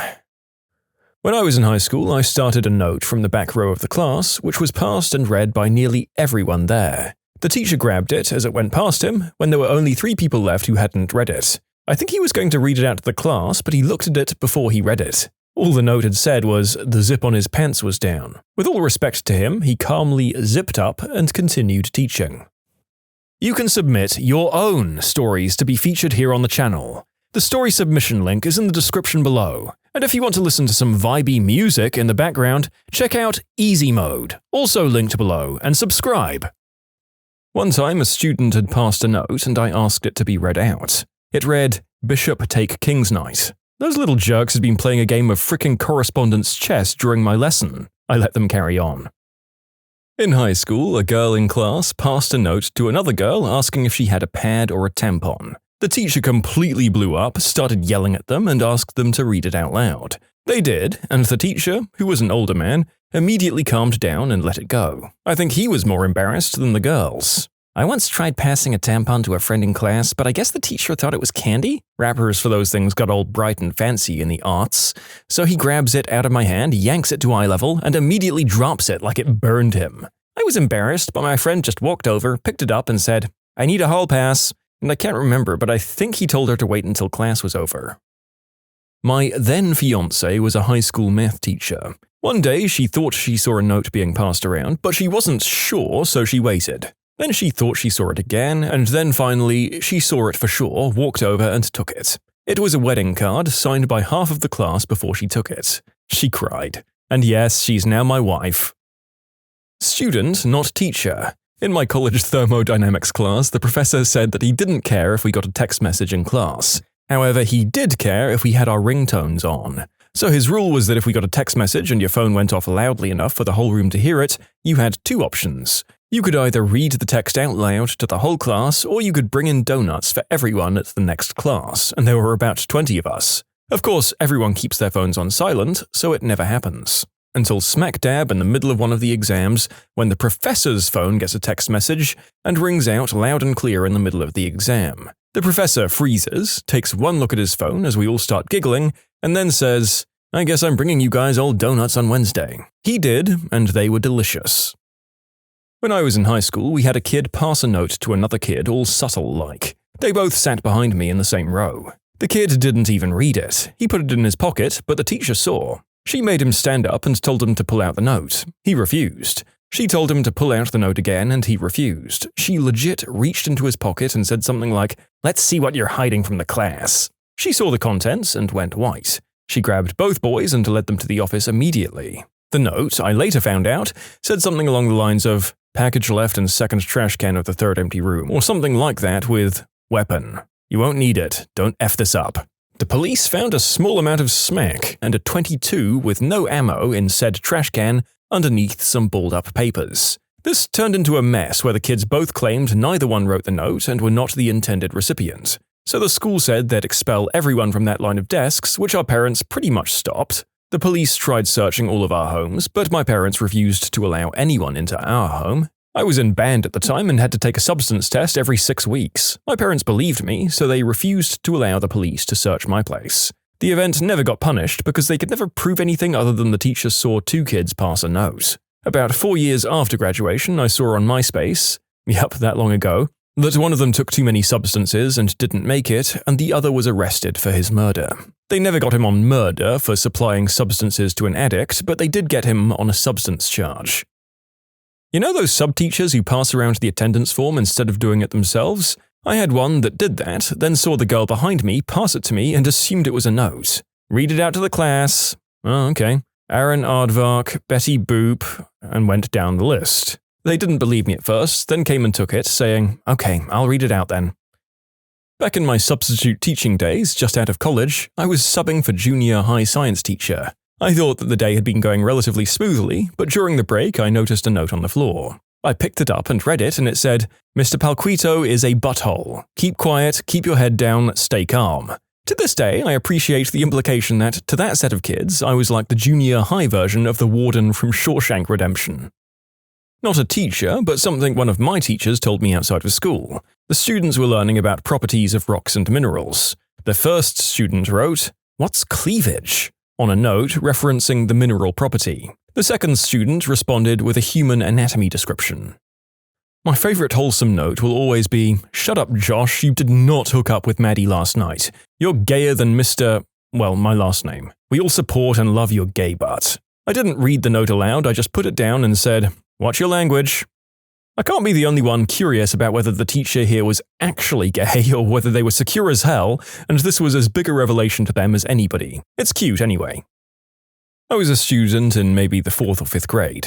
A kid was trying to pass me a note and was caught by the teacher. I wasn't paying attention to where it came from, I only noticed when it was about to be handed to me. She makes him read the note in front of the class. He reads the note and it says, "You want to be my boyfriend? I like the way your booty moves when you walk." I overreact and say, "I'm not gay." And the boy says, "I didn't write that, it came from Tasha." Everyone laughs and she and I are both extremely embarrassed. After class, I go to talk to her at the locker and she says, "Yeah, I wrote it, but I don't like you like that anymore." Legend has it, I'm still single to this day. A few years before college, I used to be in a class where people would pass blank notes and try and get caught by the teacher. They knew the teacher could do nothing about it, and we were still pretty immature, so we thought it was funny when she found the notes. As time moved on, people began passing notes with drawings. I remember one person passed a note to me that had a drawing of Thomas the Tank Engine with wings and a halo. Needless to say, she hated our class. In my 6th grade class, the teacher read aloud a note these two kids were passing back and forth, and it was just all of the lyrics to Low by Flo Rida. 11th grade physics class. I teach maths, but I was assigned to be present in the class for supervision. In that school, new teachers get to have a more experienced teacher in the classroom with them. I was standing at the back of the class when I saw two kids passing around notes and said, "You want to read that out loud or maybe give it to me? I could use something to read," just to help out the guy with not having to deal with it and continue the lesson. That didn't happen though. The boys started laughing, which makes the class and me laugh as well. Damn the infectious laughter. And instead of giving the paper straight to me, I didn't expect them to read it. The boy opens the note and takes a deep breath. He reads out loud, "Imagine every body tied to the spring is a slice of ham." Everyone lost it. It was such a random thing to say. I believe the physics teacher still has that note. I had a student give a presentation on a historical math figure. I asked if he could use his phone for notes. Literally read the Wikipedia page to the class. As soon as I realized it, I displayed it on the projector behind him. I had a note passed to me. Me and my best friend were corresponding, and she had asked me in the first note if I wanted to stay at her house. I responded back no because I wanted to go play at Wesley's house. Her response I never got to read, and she never admitted until 10 years later because the teacher asked for our note we were passing back and forth. She was made to go to the principal's office and was out of school for the rest of the week. Every time I brought it up, she never told me and would change the subject. Finally, after a couple of blunts, she tells me, because I preferred to go to a boy's house instead of hers, she hoped I sucked his eggplant and choked. We were in the 3rd grade, by the way. My sister-in-law was in 7th grade and was passing notes to a friend. The particular note she was writing one day explicitly called the teacher a butthole. When she got caught with the note, instead of reading it aloud, she ran to the restroom and flushed it down the toilet. Me and a friend in high school used to pass notes back and forth, writing song lyrics as we went. This day, we were doing the lyrics to David Bowie's Labyrinth magic song, and I had to stand up and read it. The teacher got even angrier because she didn't believe that was on the note, so she stormed up and snatched the note from my hand. When she realized the note did indeed remind her of the babe, she cracked up, laughing, before asking us to stop. I once passed a note in algebra class telling a friend about a hot dream I had about another kid in the class. Teacher took the note and read it aloud. The guy and I were mortified, and the class then started discussing it. We had another class together immediately following that one. I'll always remember that teacher as a monster, and I never stopped passing notes. Somewhat related, but in 8th grade history, a girl was too talkative and the teacher yelled, "Hey, why don't you try teaching the class?" And the girl said, "Okay," and got up, took the textbook and started teaching. She did it perfectly and didn't miss a beat. It was hilarious. Gentlemen, what are some guy tips that you think every man should know? Brush your teeth every day. Use mouthwash. People won't tell you that you smell like a goat, but they will tell others. Probably the hardest thing to do is be courageous. Stand up for yourself and others. Don't be afraid of what other people think. Learn how to cook a couple of basic, healthy, tasty meals for 2 people. I'm talking some baked chicken breasts with some kind of carrot and potato sides or something like that. Nothing fancy. There's a good chance that one or more of these scenarios will apply to you at some point in your life. That no one else is around to cook for you, that you have to cut down on the fast food or dining out or takeout for health reasons, or the same things for financial reasons, or your partner or family expects you to do your fair share around the house. In any or all of these scenarios, being able to confidently say, "Yeah, I can cook us a nice meal tonight," is the right answer. The equipment required is basic and cheap. The ingredients are also cheap. Just watch a couple of YouTube videos and practice a few times. A cheap instant read thermometer is like $10 on Amazon and it will tell you exactly when chicken is cooked properly. It's not rocket science. If there's even a chance that you'll bring a date home with you, tidy up. Dust, vacuum, mop, fold your clothes, wash your sheets at least once a week whether you have a date or not, make your bed, clean your bathroom, including scrubbing the toilet. I've heard enough stories from my friends that are women that I know that doing this alone puts you in the top 20%. It shouldn't have to be said, but this means having a fitted sheet on the bed and pillowcases on your pillows. Even if there isn't a date coming home, you should do these things. A clean hole is always nicer than a dirty one. Okay, I just got home and saw my typo. My god, I swear I meant home. But I'm leaving it because a clean hole is a good thing too. It's easier to stay in shape than to get in shape. I learned this the hard way as I'm slowly starting to work out again. Oh, tell me about it, man. I was in the Navy for 6 years, best shape of my life. Got medically retired for developing seizures, went into massive depression and gained 30 pounds. Now I'm trying to find some kind of motivation. Godspeed, my friends. The narrator has somehow managed to do at least something a few times a week for most of his life, and I'm waiting for that mid-30s onset of extra chub to drive me to train even more. One day soon, I'm sure. Take it slower, enjoy it more. Works for most things in life, and for life in general. Know your junk, and keep an eye out for changes, and keep it all clean. And apparently, a lot of guys object to having a doctor inspect their naughty bits during a checkup. It's the frickin' doctor, they're just looking for cancer and stuff, let them work. I don't know, it still seemed weird that they were doing that behind a Wendy's. Don't underestimate the power of smelling good. The one compliment I ever get is that I smell good, so I always try and keep it up. I don't care what it is, but a compliment in any regard sticks with me forever. Spray the cologne directly onto your skin before putting on your shirt. Less is more. You want people to smell you when they hug you, not when you enter a room. Hey, look at this guy over here, getting hugs. This guy hugs. Holding your breath can help you get rid of a rock-hard, immovable member quickly. Take care of your knees, you'll miss them when they're gone. Clean your butt. Okay, I'm not going to tell you how to do that second one, but gently stretch and cool down after exercise. A few minutes of gentle movement after sitting for more than 1 hour. Exercises that increase hip mobility. Having tight hips immobilizes big movement muscles like glutes and recruits stabilizer muscles and tendons. It band, piriformis, those things, which will eventually tighten up and hug on your knees. Enough of this tension in the tendons and connectors around your knee and you basically have a tripwire waiting for you to step or move or lift wrong. And then you're in denial because how can you hurt your knee swimming? When you're angry, don't slam your wrist or fist down on the table. Trust me, it's never worth it. I learned it too late. Don't punch inanimate objects. I would suggest you not punch animate things either.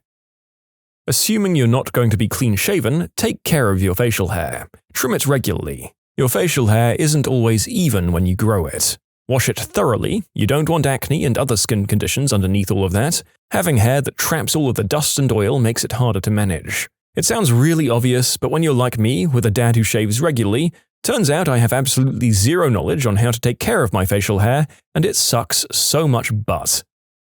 If you're feeling hot but your package is scrunched up, then you probably have a fever. In fact, it's generally worth looking out for as it could be other things. A hot or cold flash like this could be a symptom of something else. It's probably not a flu that's lasting for weeks or months. It could be the start of a panic attack or maybe just stepping outside or back inside. I'm not a medical professional, by the way, I'm just advising based on what's happened to me. Never let a girl spray cologne on your trouser monster. Don't be afraid to compliment your fellow men. You'd be surprised the difference a compliment to your bro can make. If your bro is looking good, nice hair, shoes, outfit, or whatever, let them know. Some people never get compliments, and it can improve their day or week. I had no idea the reach this would have. I'm glad this advice helps someone.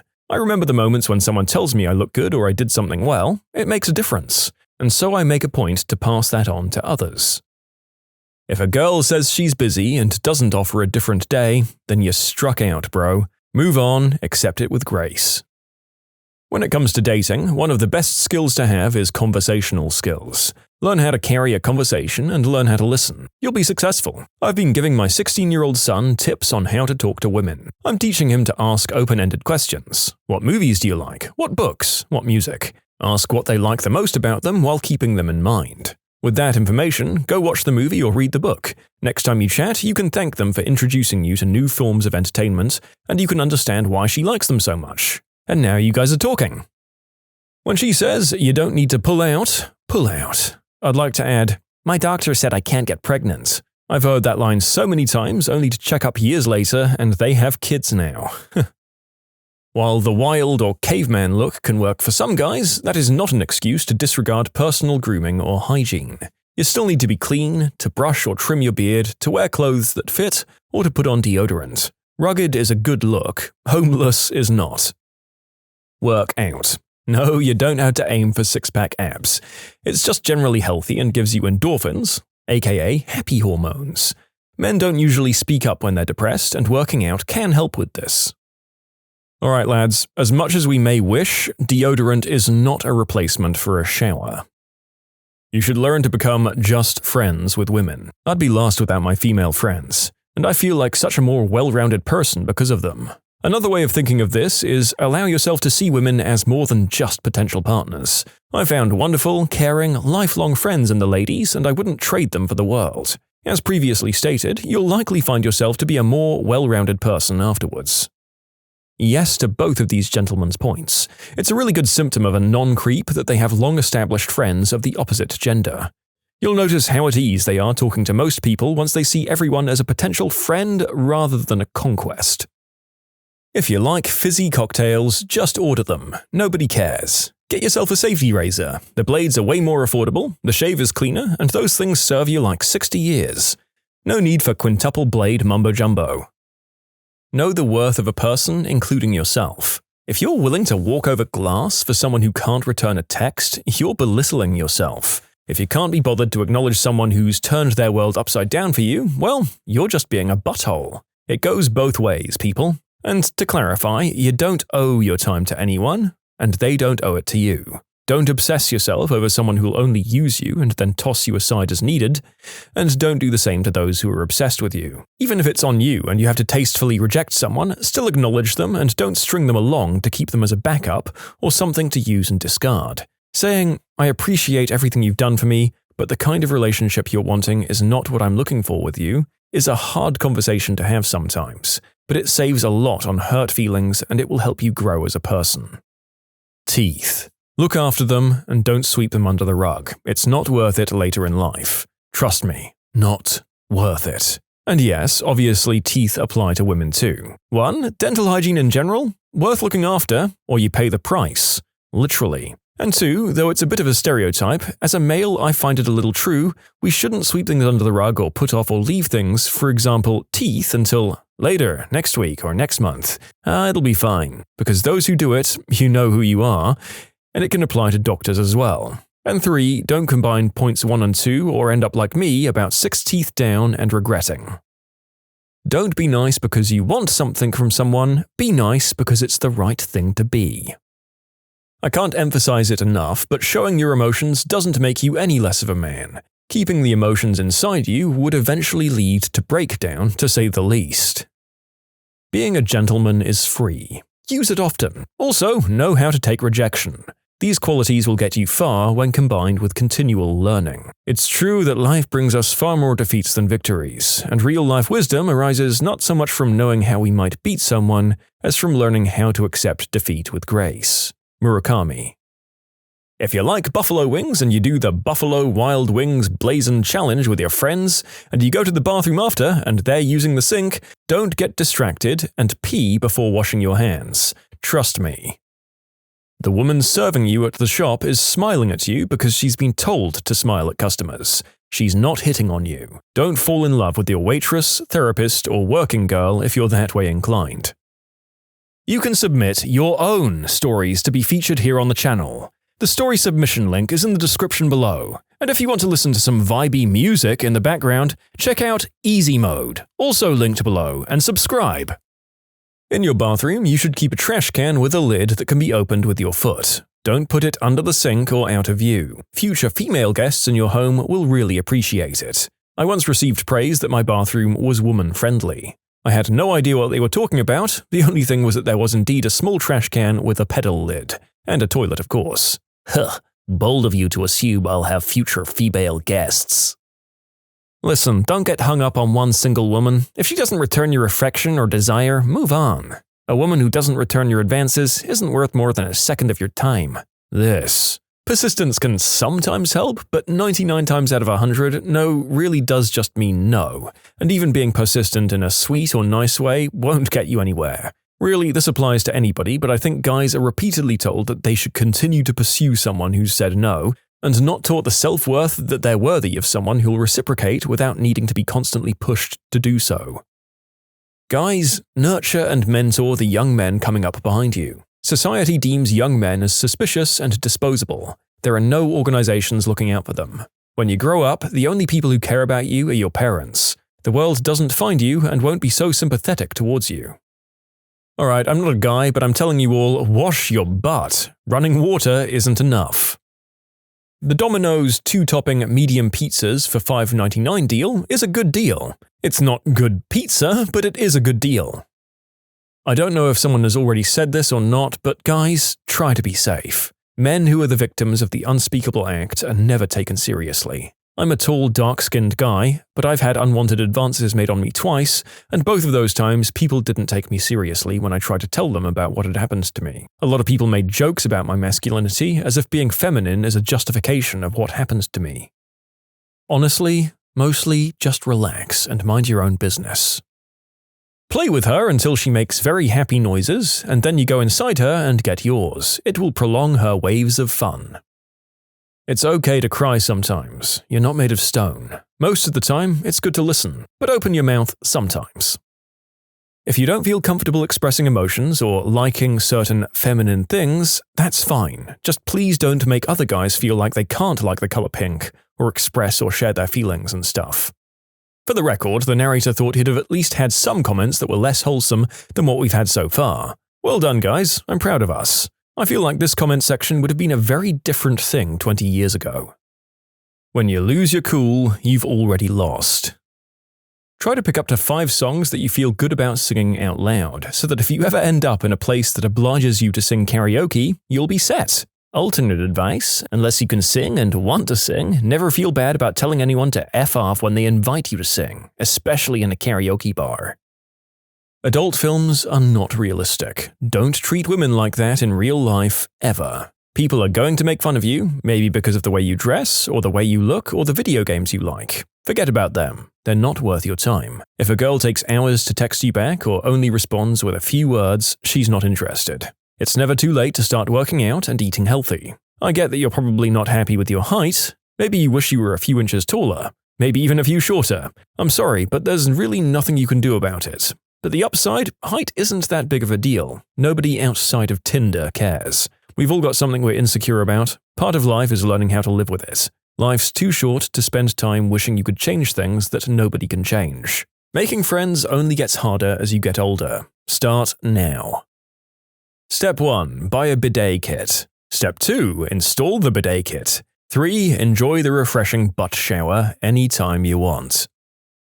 Being a man isn't about being angry and smashing your fists through the drywall. That's being a teenage boy. Being a man isn't about being crude or making lewd jokes that make women uncomfortable. That's being a teenage boy.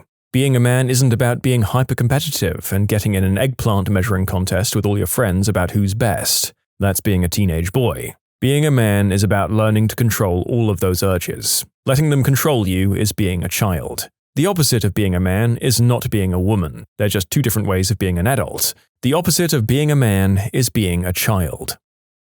Learn to talk about your feelings with your friends. That's the best trick I've ever learned. Treating a woman right isn't simping. You can get rid of a rager by flexing your thighs. Learn to do girly things with your baby daughter. Brush her hair. Play with the toys she wants you to play with. This. If your 3-year-old daughter wants to play tea with her dollies, you man up, drink your tea, and raise your pinky. If she wants to play dress up, you dress those teddy bears. Who's looking at you? Nobody, except your daughter. She's all that matters.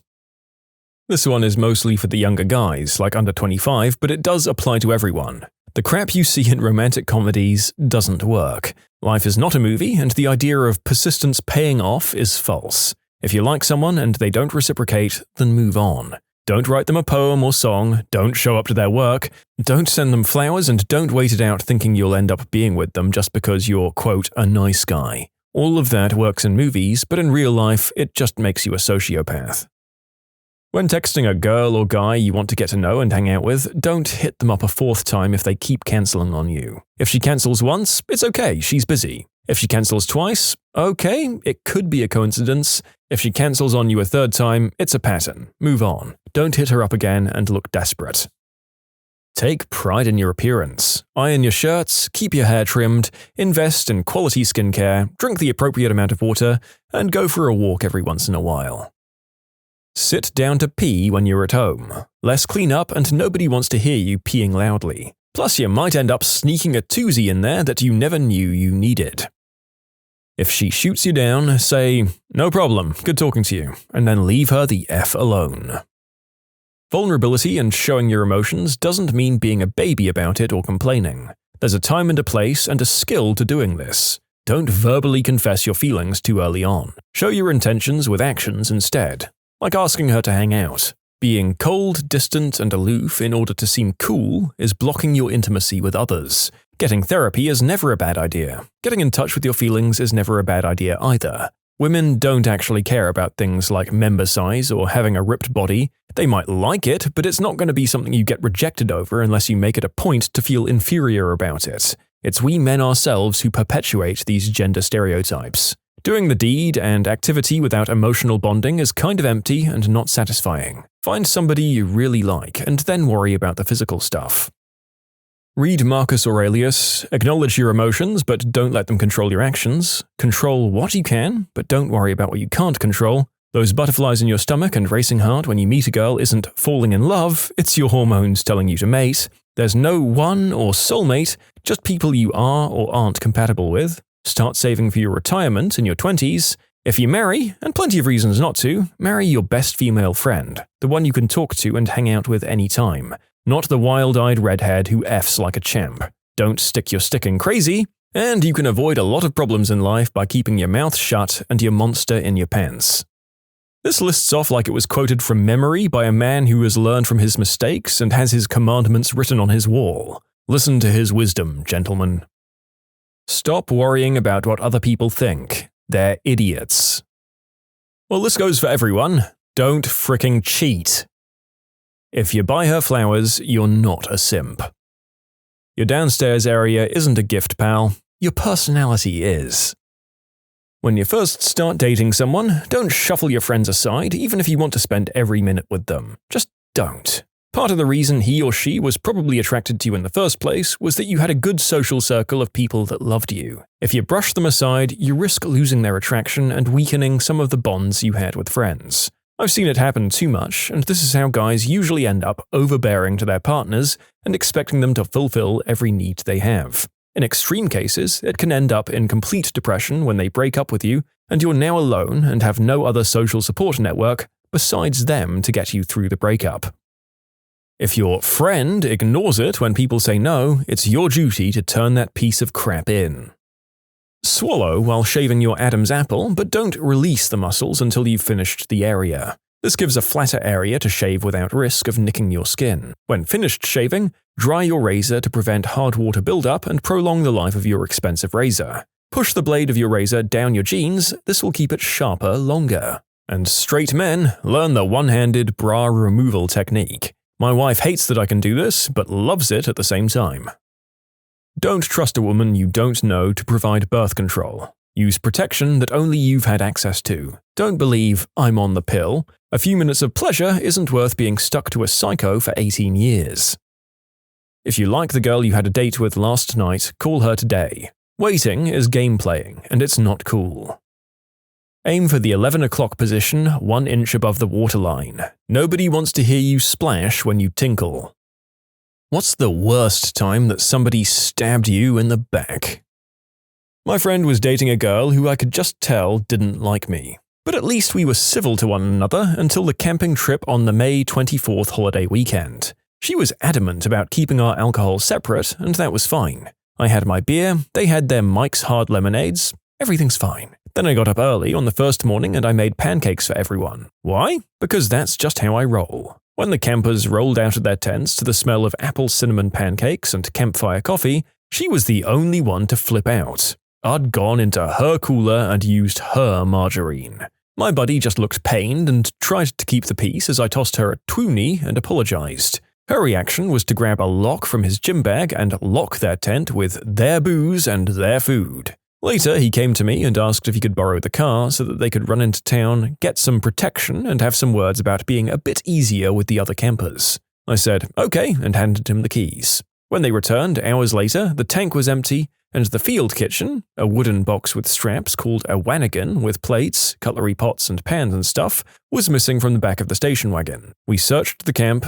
Nothing. It was my dad's and had been handed down in the family for generations. I drove off to fill the tank and buy a new tub of margarine and was halfway down the country road when I saw the wanigan on the side of the road, smashed in the ditch. There were marks along the back panels besides the flattened down seats where one of them had clearly pushed it out the back of the moving car. After piling it all, stunned, piece by piece back into the wagon, I gassed up and drove back and then packed up. Not a word was said by anyone until I tore up the camping permit and peeled out with their shouts behind me in the dust. Never spoke to either one of them again.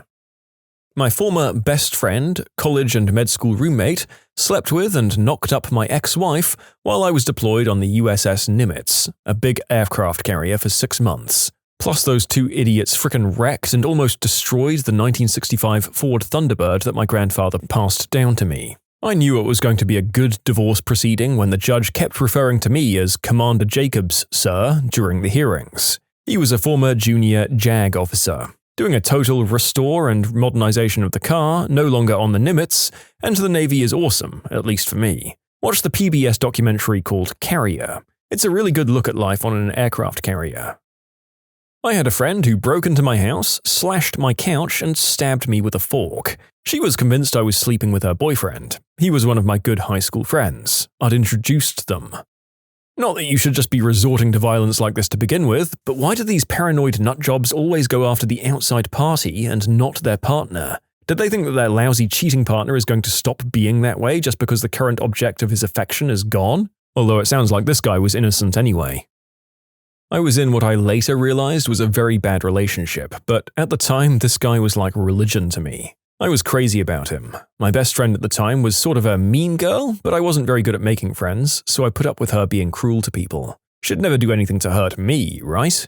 Anyway, that relationship started getting real nasty, but I kept with it because, I was young and stupid. I convinced myself that if I tried a little harder, everything would just fix itself. It didn't, and after a few months, we broke up. Sometime later, I was at a party and my, quote, friend was a bit drunk. She told me, laughing the entire time, how she and this idiot were sleeping with each other 2 weeks after he and I had started dating. She details about how they'd do the deed while he was talking to me on the phone and then laugh about it.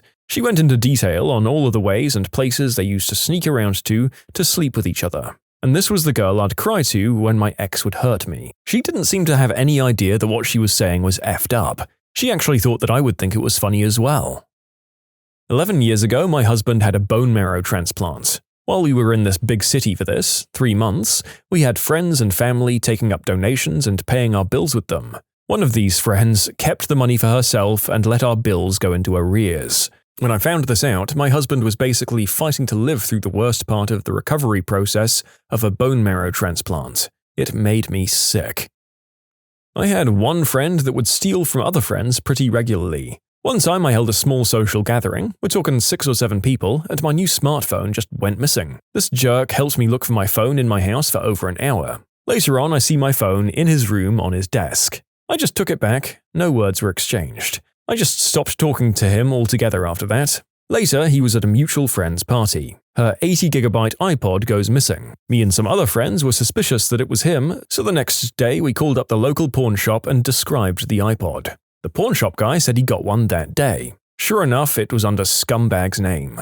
Pawn shop owner offered to call the cops, and we declined. We approached Scumbag and told him we knew. He tried to deny it, but we managed to shame him into admitting it. At the time, we thought we were taking the high road or something, being merciful, teaching him a lesson. But then later on, he moved in with some people that I knew, and I was talking to them after the scumbag had moved out, and they said stuff was going missing all the time in the house. And that stopped after he moved out. It was mostly just green herb or small amounts of money, but it's still pretty irritating. Maybe if we did call the cops, that wouldn't have happened. Oh well, he's friendless now. Hopefully one day he'll realize that you can't steal from friends and still expect them to remain friends. Screw people that steal from friends.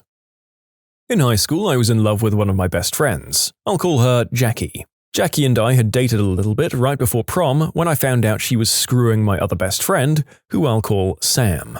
Turned out they were going to prom together and had planned never even coming to pick me up. I confronted him about it and he spread rumors around the school that I smacked Jackie around and had been giving her massive self-esteem issues. I found this out when arriving to the prom and had a mob of people drag me behind a hotel and beat me until I couldn't scream anymore. Nobody ever believed that they lied, so I joined the Navy to get away instead of going to the college I'd planned on with my friends.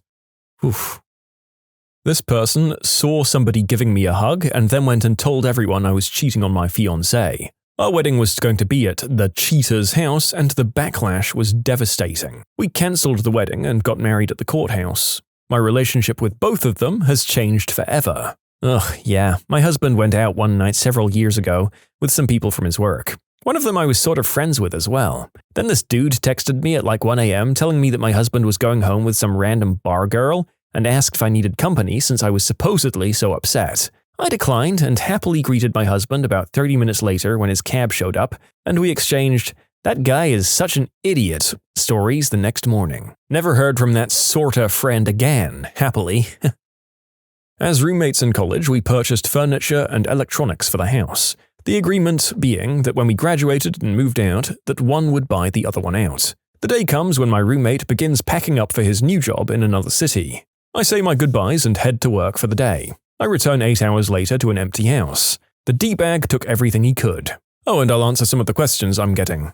I talked to him the day previous about what was going on with who. I wrote him a check the night before. The check was waiting for me on the fridge when I got home. As for legal recourse, I had no receipts or any way to prove I'd bought any portion of our shared items, so I was kind of stuck in that regard. It was very much a teachable moment to me. Looking back, I probably should have seen something like this coming. I'd cashed in my birthday and Christmas presents chit with my folks to get him a plane ticket to New York City for New Year's. When he gave me a video game and I didn't get him anything, he tried to hold that over my head for a while. Finally, about 2 years after all this happened, he had contacted my folks and asked for money. What for, I have no idea. My best friend and best man at my wedding offered me a job as a restaurant manager for $3,000 salary per month. As soon as my family moved there and signed the lease on our new place, he gave the job to somebody else and put me in the dish room. He expected me to work overtime every week, and when I told him I deserved to be paid for overtime, he called it Chinese overtime. I got even by waiting for the orders to pile up when he wasn't there, and then I walked out. I found out later that he did all of that because his wife wanted me to join the two of them in the bedroom and I'd refused. My son was born with a serious congenital heart defect and underwent open heart surgery when he was only 2 weeks old. My best friend at the time said he was coming to the hospital to visit us. I'd known this guy for years, been in his wedding, and been in third world countries on humanitarian missions with him. We were close. The guy said he was coming down that afternoon, but he never showed. I called to see if he was still coming and got his voicemail. I never heard from him again. Found out that my friend thought that my son deserved the heart defect because he was conceived out of wedlock. Jesus frickin' Christ. Well, that gentleman certainly deserves a heart defect for behaving like that. Anyone got a spare one sitting around that we can send him? It's not just the utterly crappy beliefs and blaming an innocent child, it's also just being so two-faced and manipulative about it, and inflicting the most confusion and upset possible at what was already no doubt one of the hardest times of the parents' lives. While freelancing on a sweet gig that came out of the blue, I found out that I'd be working with Sean, a guy who was in my group at a former ad agency. Awesome, a friendly face. Sean was a geek. Nobody likes him, and as his associate creative director and supervisor, I looked out for him. He seemed to try hard, and I didn't understand why everyone excluded him. During 2 rounds of layoffs, I went to bat for the guy and saved his job, promising to work with him. He was always busy, and soon after I moved on to a new job. So I looked forward to working with him some more and proving those mean jerks from our old agency wrong. While working this freelance job, I sensed something was wrong soon after it began. Sean had no ideas. None. He literally brought a blank pad in day after day. Excuses were that he was tired, the assignment confused him, stuff like that. This made me nervous, but I was stuck with him. So, since we were on a team, I shared my ideas, our only ideas, with him. We had to present an hour after lunch. During lunch, I had to go to a doctor's appointment with my wife, who was seriously ill. On my way back to the office, the cab I was in had an accident. A jerk in a Lexus slammed into us. Nobody was hurt, but it totaled both cars. Further, I didn't feel comfortable leaving the cabbie, as he was foreign and spoke little English. The guy who hit us was ranting, so I stayed to give a statement to the police, and called Sean to explain and asked if he minded handling the meeting, and asked him to relay my situation. Then, the prick presented my work, claimed it was all his, and they sent me home because Sean nailed it. The salt in the wound? It took 9 months to get paid for the time I did put in. All along, I tried to explain, but nobody believed me. He copied my notes in his own writing and submitted them as proof. As far as they were concerned, I was riding this guy's coattails. I could have kicked him in the pants for a week without getting bored. 2 months later, he was found out when he tried it again. Dozens of former co-workers called to rub my nose in it. You still think we were just picking on Sean? I learned that sometimes people are shunned because they deserve it. You can submit your own stories to be featured here on the channel. The story submission link is in the description below. And if you want to listen to some vibey music in the background, check out easymode, also linked below, and subscribe. He stole my fiancée from me and just married her using the ring that yours truly bought her. Profile picture now features her holding her hand up with that ring, and everybody is pretending that he bought it. My wife left me when my cancer came back. The opposite happened to my cousin. He had cancer and his wife was seeing someone else, just waiting for him to die. When he went into remission, she yelled at him for basically keeping the life insurance money from her, and she divorced him.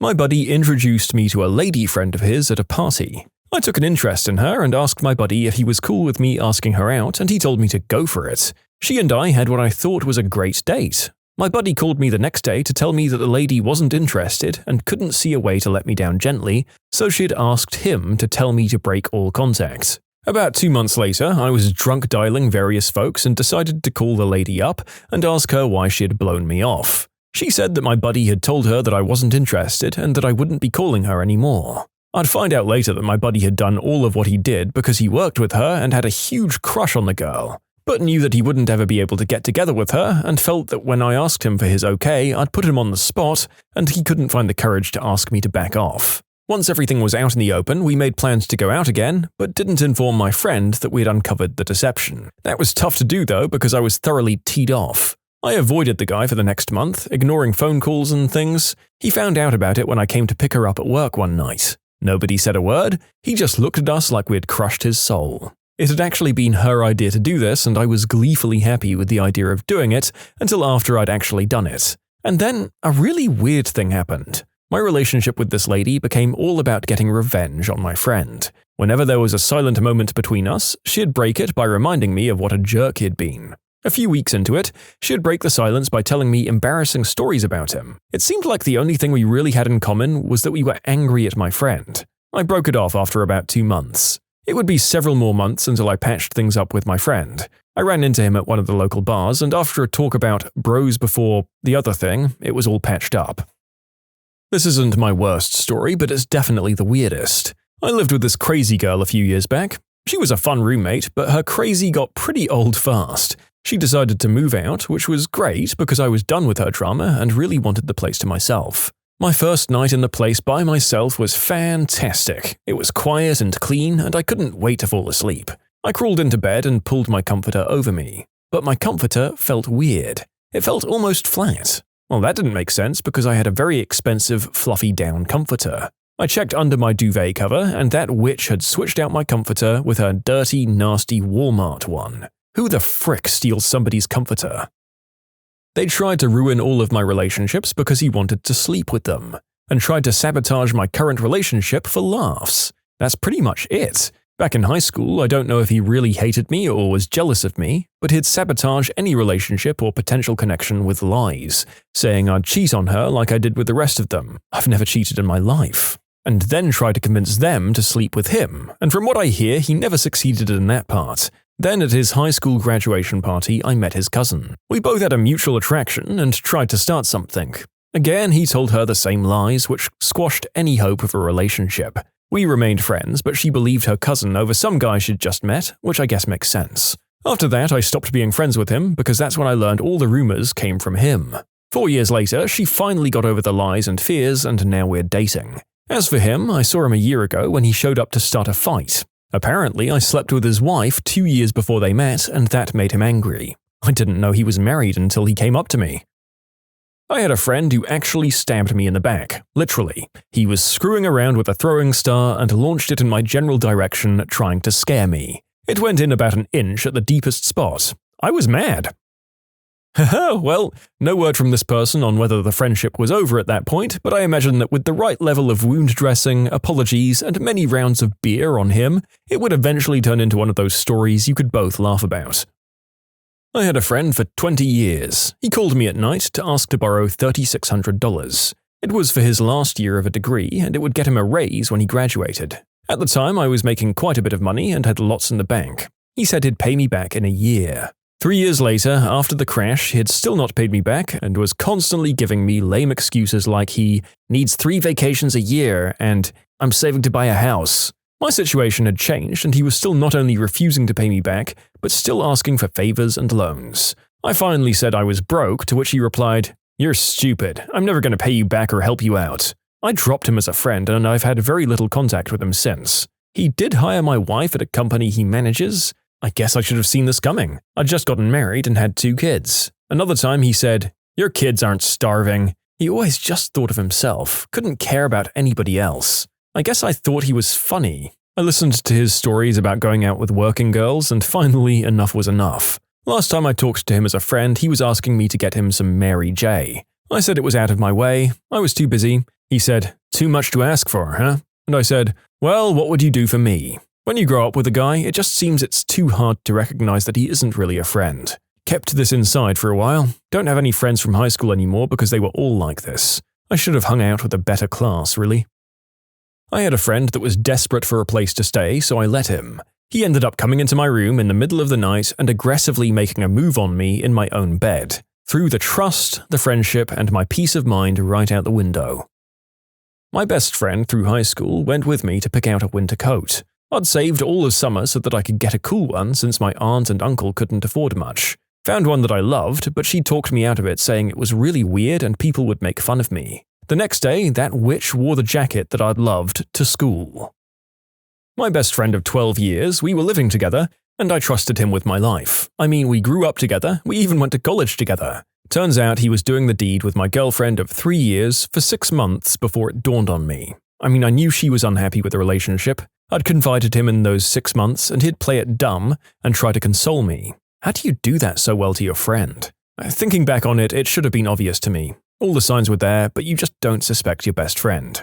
In the end, she stole £1,000 from me and he stole my PlayStation 2, all of my games, and moved in with her. The day I came banging on her door, she answered the door with him, with moving boxes everywhere, and he had this "screw you" stare on him, and I was just in shock. I didn't know they'd stolen from me at the time, so I just stood there in total shock, turned around, and walked away.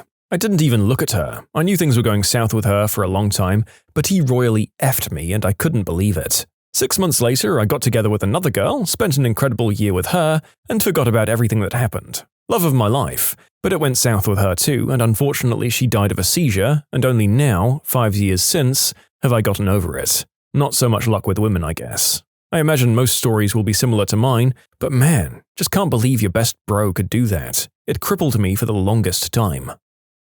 One of my best friends did the deed with my prom date my junior year, and then did the deed with my actual girlfriend prom night the next year. I should thank him. In the long run, he took 2 really loose and unfaithful bullets for me. Jerk move though, because I kind of wanted to hook up with them. When he tried to steal my toy years ago while we were still in daycare. He told his dad that the toy was his and went to leave. I chased them down before they were at their car, and his dad offered me a measly $1 for the toy, which had a value of around $30. Luckily, my mum was just coming up to the door and she straightened things out.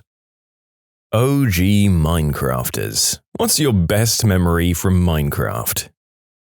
I used to play on a server called New Spawn.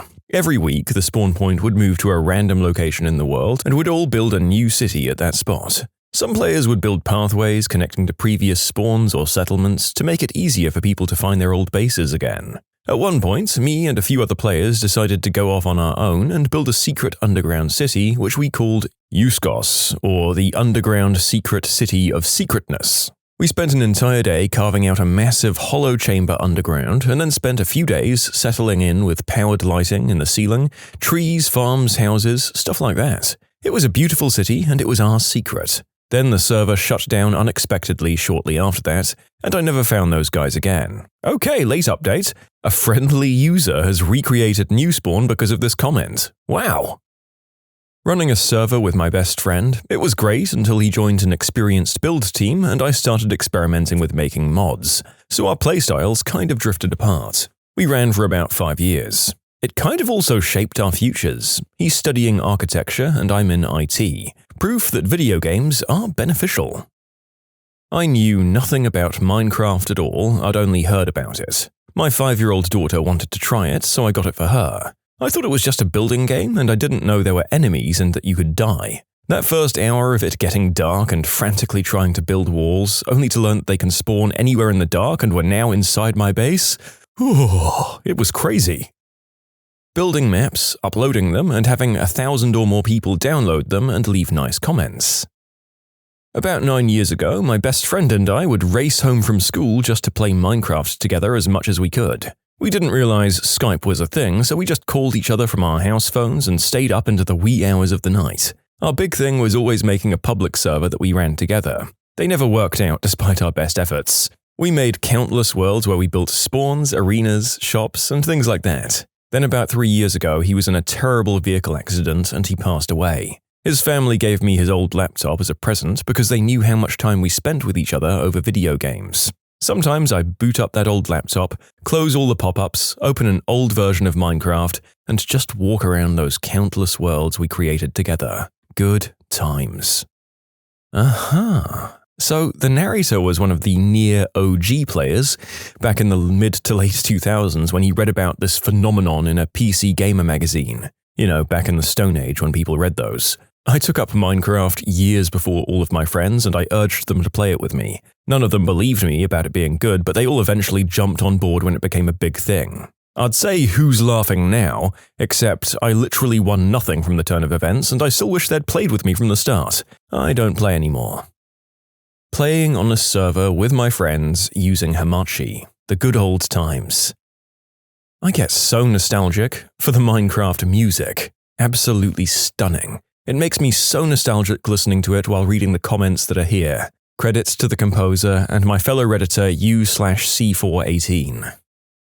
My friends and I would constantly make new servers and just restart everything. There was one server that we lost that I always wish we could go back to. It was right after the NPC village update and we had one spawn on a mountain in the middle of some plains. It was sloped so that the road in the village went from the bottom perfectly up to the top, with all the buildings on the side of the mountain. It's like how you'd imagine someone who wanted to do that would make it. It was just so perfect, and my house was the blacksmith's house. I wish I could go back. So when I was 13 or so, I was very, very, very stupid. I would play on this prison server, which, if you don't know, is a server where the goal is to grind for resources, and that's it. All you get is basically bragging rights. So anyway, I started talking to a fellow player. We were on at the same time a lot and would talk using the in-game chat, and eventually we got on Skype, since to my knowledge Discord didn't exist, or at least people didn't use it like they do today. Surprise! The other player is a girl. Anyways, we got along really well for a while, and she asked me where I was from, and I said the Chicago suburbs. She said she was also from the Chicago suburbs. Turns out we were literally in the towns next to each other. One time, towards the end of my Minecraft playing career, my dad mentioned he was going to the grocery store that was on the border of the two towns, and he asked if I wanted to come. Obviously, I said yes and got on Skype and asked her to meet me there. Basically, all that happened was we made eye contact and said nothing to each other. I wonder how she's doing. And that's the story of how I should have been kidnapped. I used to go on a pretty popular faction server with my friend, and it was pretty PvP. There were various cities, and each city had a mayor. We joined one of the biggest factions, and the mayor let us run a little shop. You couldn't fight or destroy other properties unless the mayor gave you the privilege to do so. We wanted to be peaceful, so we didn't invest much in weapons, plus TNT was banned, and anyone caught with it would be kicked out of the city. There was this one shopkeeper in the city called Bob. He was very quiet and barely talked to anyone, and he had the default Steve skin and just stood in his shop all day long, but always seemed to have everything. He hated other shops too, but never outright said it, but we found him snooping around the other places and following people when they went to gather resources, just so that he could sneak in and steal any resources that they hadn't mined yet. One day, though, the mayor accidentally deleted the faction, so the entire city basically went into wilderness territory. Instantly, it devolved into anarchy, and people started attacking each other and setting things on fire. My friend and I tried hiding in our shop and watching people being murdered on the street. We could hear TNT explosions too, and in the midst of the fighting, we saw Bob walking amongst the carnage with a block of TNT. Eventually, we got attacked and had to make a run for it with our most valuable stuff. I was low on health, being shot at by an archer, so I put up a few blocks of dirt as a shield while begging my friend to help me. Out of nowhere, I saw my friend, he had the Optimus Prime skin on too, run over to the archer and kill him with a block of dirt. We got his stuff, including the TNT, I guess he killed Bob, and we ran back to our shop, which is when the mayor finally restored the faction.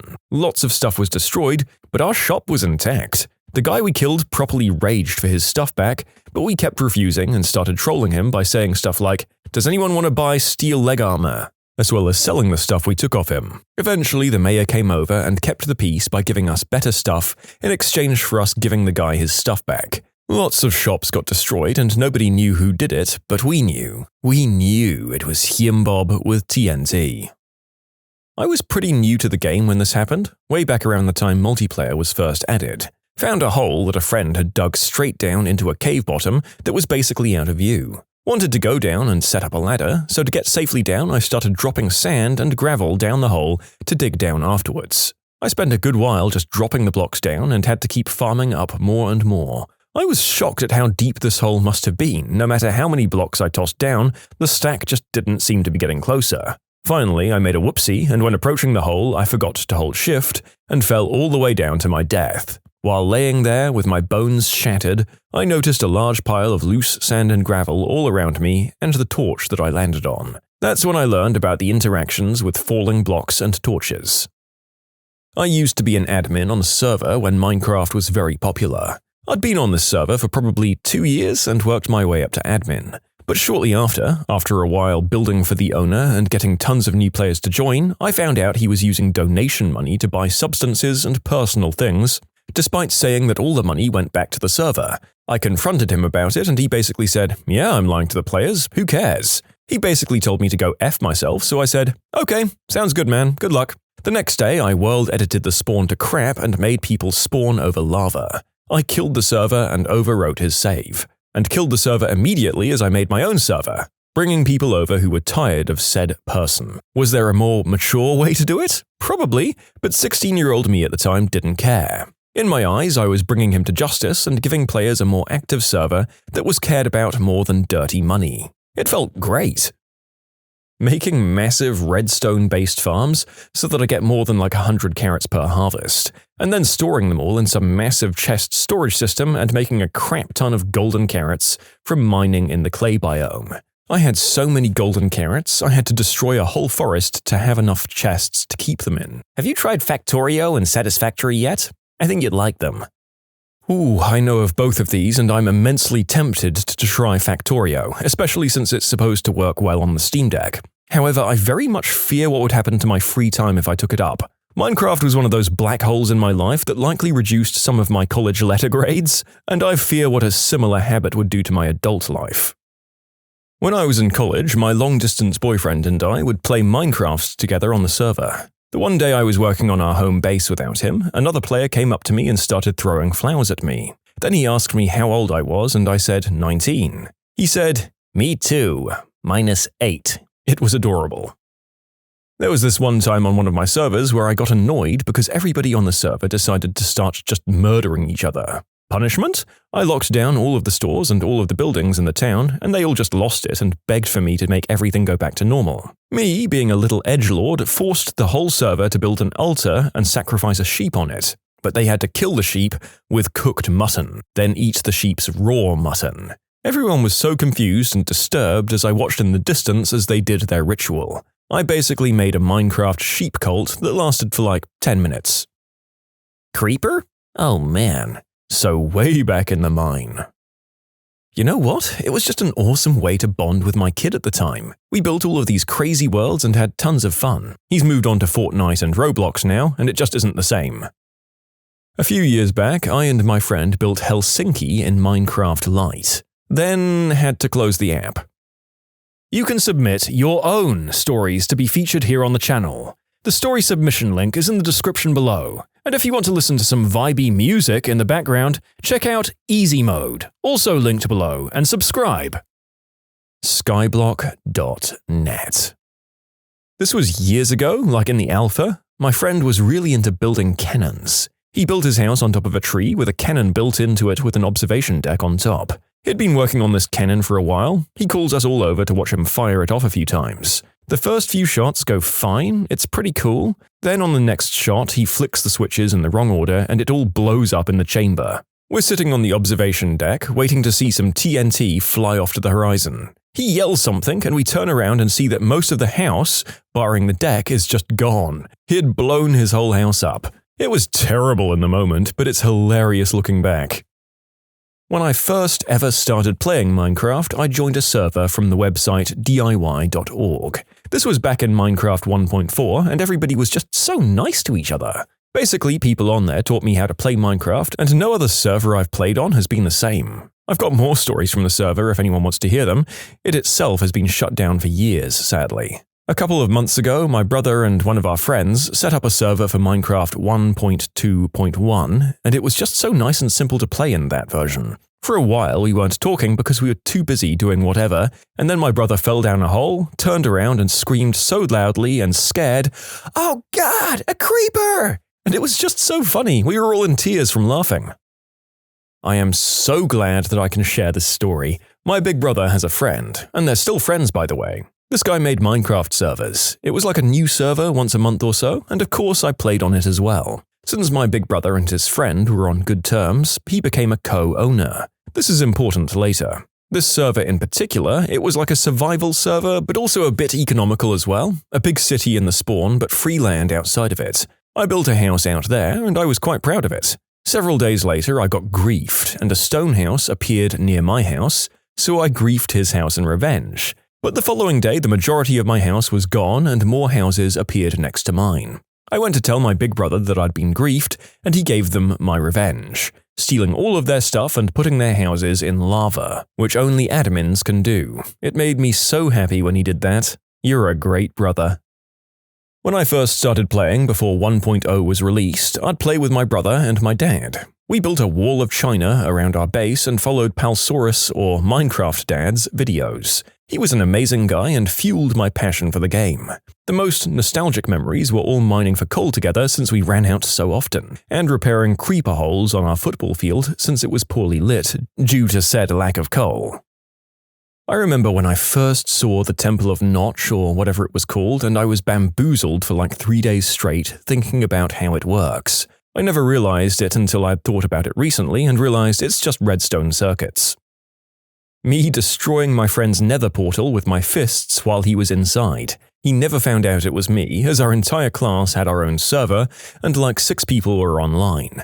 But he was so mad and demanded some other guy to make his portal again, just so that he could get back to the overworld. In Minecraft Creative Mode, I used to construct a bunch of things by myself or with friends. From schools to cities to anything really. I wouldn't really do much with friends in survival or really remember me playing survival mode. Not in the game itself, but the original Minecraft handbooks. The green, red, blue, and maroon ones. They were the best. I loved sneaking into my sister's Minecraft world via LAN with an edgy hacker nickname and do nothing but steal her wheat and throw her wheat into the lava. Yep, just the crops, nothing more, nothing less. To this day, she still thinks she was getting hacked by strangers. Back in the mid-2010s, I got to finally create my own account as a birthday present because I was using my friend's account for about a year. I used my mum's phone to set up the account and spent about a good half an hour thinking of a username for it because I wanted to make sure it was a cool-sounding one. When I got home, I remember going straight on the Hive server, or whatever it was called, and waiting in a lobby where some random person came up and told me, "Cool username," and I'll never forget that. I had a group of friends that would go on Skype together and play Minecraft in the same world. I was never too into Minecraft, but I'd play it sometimes. One time, they invited me into their Skype group and I joined the world. They had a whole town going on with roads and buildings. It was pretty impressive. I thought it would be hilarious for one of them to come back to their huge home filled with TNT. The problem was that when I was almost finished, I accidentally clicked one of the TNT crates. I don't know if the TNT explosion stacks if you put more together, but this explosion was massive. It put a huge frickin' crater right in the middle of their town. I immediately got kicked from the Skype call and the world. I had to message them all over Facebook Message and convince them how sorry I was and that it was an accident. An hour later, we were laughing about it and rebuilding half the town. I still remember the oh crap feeling when I saw that TNT box start blinking. I don't know that there was anyone on creative mode who didn't do this at some point. Most people had some sort of TNT building that they made an integral part of the center of their base, for reasons that I just can't fathom. Boy, all of this is taking me back. As a side note, it will be interesting to see how well a video about old-school Minecraft does in 2025. YOLO! There was a popular server called Hypixel, and on there they had a game mode where you could have your own plot and build whatever you wanted, but you had to unlock blocks rather than having them all immediately. Most people built parkours, but I built something that nobody had, which was a massive building with levels where you had to find a small item in a bumpy terrain. There were 5, I think, floors with around 20 levels in each, and they had different themes and items to find, and the 5th floor had 4 large rooms of each of those themes, and they were very difficult. I remember seeing people scavenging around the place, people working together and such. It was very popular. It spent weeks as the number 1, and I remember going on every day and people piling in. It was definitely my best memory from Minecraft. I remember playing Minecraft with my older brother. We killed the Ender Dragon in 3 days, and we played 2 days from 8 PM to 8 AM. Making creative stuff on creative servers and letting people see it and say, wow. I have so many that it's hard to pick just one, but just about a year or 2 ago, my friends and I had a rise and fall of communism in our world. Not really a best memory, but the one memory I can never forget from Minecraft has to be the peaceful music. Logging back on after 5 years, going back onto 2B2T, which is an anarchy server with no server resets, and I found myself back in the huge base that me and a friend from a server had built. We'd built a wall where we'd log the last time we were active, and I went to update my sign. I found that not only his sign had been updated, but a number of other players had found the wall, some within the last 6 months, and they'd written down their names and dates too. The base was largely intact, and the thought of something that was so big in my childhood still being untouched really hit me. I used to be around top 100 in Quakecraft on Hypixel, so trying to get that and meeting all of the regular players was fun. I made a lot of friends like that. A server I used to play on way back when pretty much all of the commands were via plugins. It was a survival server, but if you were trusted enough, the admins would give you permanent creative access, with the understanding that you'd be building stuff for the community to enjoy and helping the other players out. 3 things really stood out to me. First, building a water-cooled TNT cannon so powerful that just firing it crashed the server. After much trial and error, we got the payload to a safe level and tried again. Launched a newbie to something like X-400,000, and the sheer volume of simultaneous mapping caused a RAM bleed. I was politely asked not to do that again. We also built a series of small, identical Greek-looking temples dotted all over the server, dedicated to Lolgutyu. Each shrine had the same thing inside: a raised dais, a stone button, and a sign telling players not to push the button or they'd die and probably lose their stuff. It wasn't a joke. If you pushed the button, you'd die. I made each shrine's method a little different. One peppered you with flaming arrows, one smushed you into the ceiling, one pushed you down a pit and threw an anvil after you. It was basically dumb ways to die as told by LEGO. I very quickly racked up a lot of complaints. The other builders and admins thought that I went too far. The owner thought it was hilarious and added in a quick script that announced "LOL got you" server-wide whenever somebody ignored the warning and pushed the doom button. Then, finally, we had a YouTube griefer rock up when there were no admins around. We figured they'd been scoping the server out with an ult beforehand, and they'd start causing trouble. They couldn't do much harm to the server town because of building permissions, haha, but they had a hack client or some kind of exploit that let them kill players in the PvP disabled areas. Confronted them with just a simple wooden sword and established very quickly that I was in fact unkillable, but they still took damage. A few minutes of coordinating with the other creatives later, and were dealt out a little frontier justice. The griefer had /set home just out of the way of the main spawn, and by getting 2 of our builders to constantly chain kill the guy, we effectively locked them in place while I built a 3x3x4 bedrock capsule directly around their spawning coordinates. Once safely trapped, we added some embellishments, including a sign reading "Beware of Virgin, safely trapped," and a double chest full of eggs nearby for Hucken. There was a constant stream of foul language and personal attacks from our prisoner, so we also added a single bucket of lava at foot level, so they were more or less muted. When the owner found out what we'd done, he made the 3 of us full admins. Haha! What's a thing that a teenager can do now to help them out once they turn 18? The sooner you get a good routine, the better. So I'd say learn to take care of your teeth and don't forget to floss. It's easy to look over flossing and not do it, but it's so important and future you will thank you. Traffic rules. Please take them the frick seriously. Most of us drive like idiots until our first major accident, and you'd better pray it's not curtains for you when that happens. Don't drive like a 12-year-old playing GTA 5, don't drive if you're drinking, and wear your fricking seatbelt. Wear it.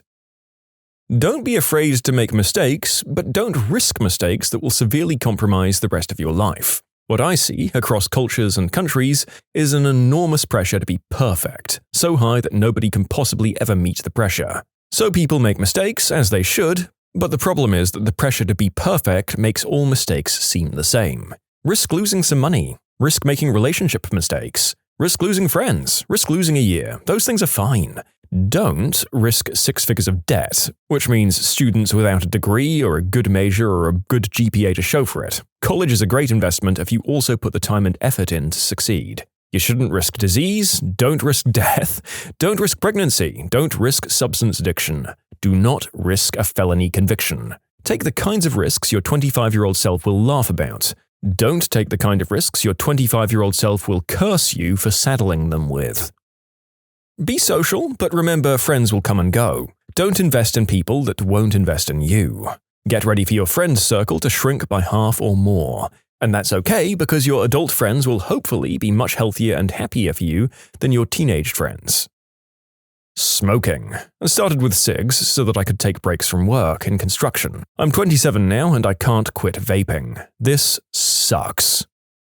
Honestly, Color the Narrator surprised that people in 2018 were getting onto cigarettes rather than straight up starting with vapes in the first place. Kind of thought society shifted off the old tobacco. Then again, it is a massive industry and it's probably pulled literally every stunt possible to keep its manipulative, financially bloated, and exploitative self going by any means necessary.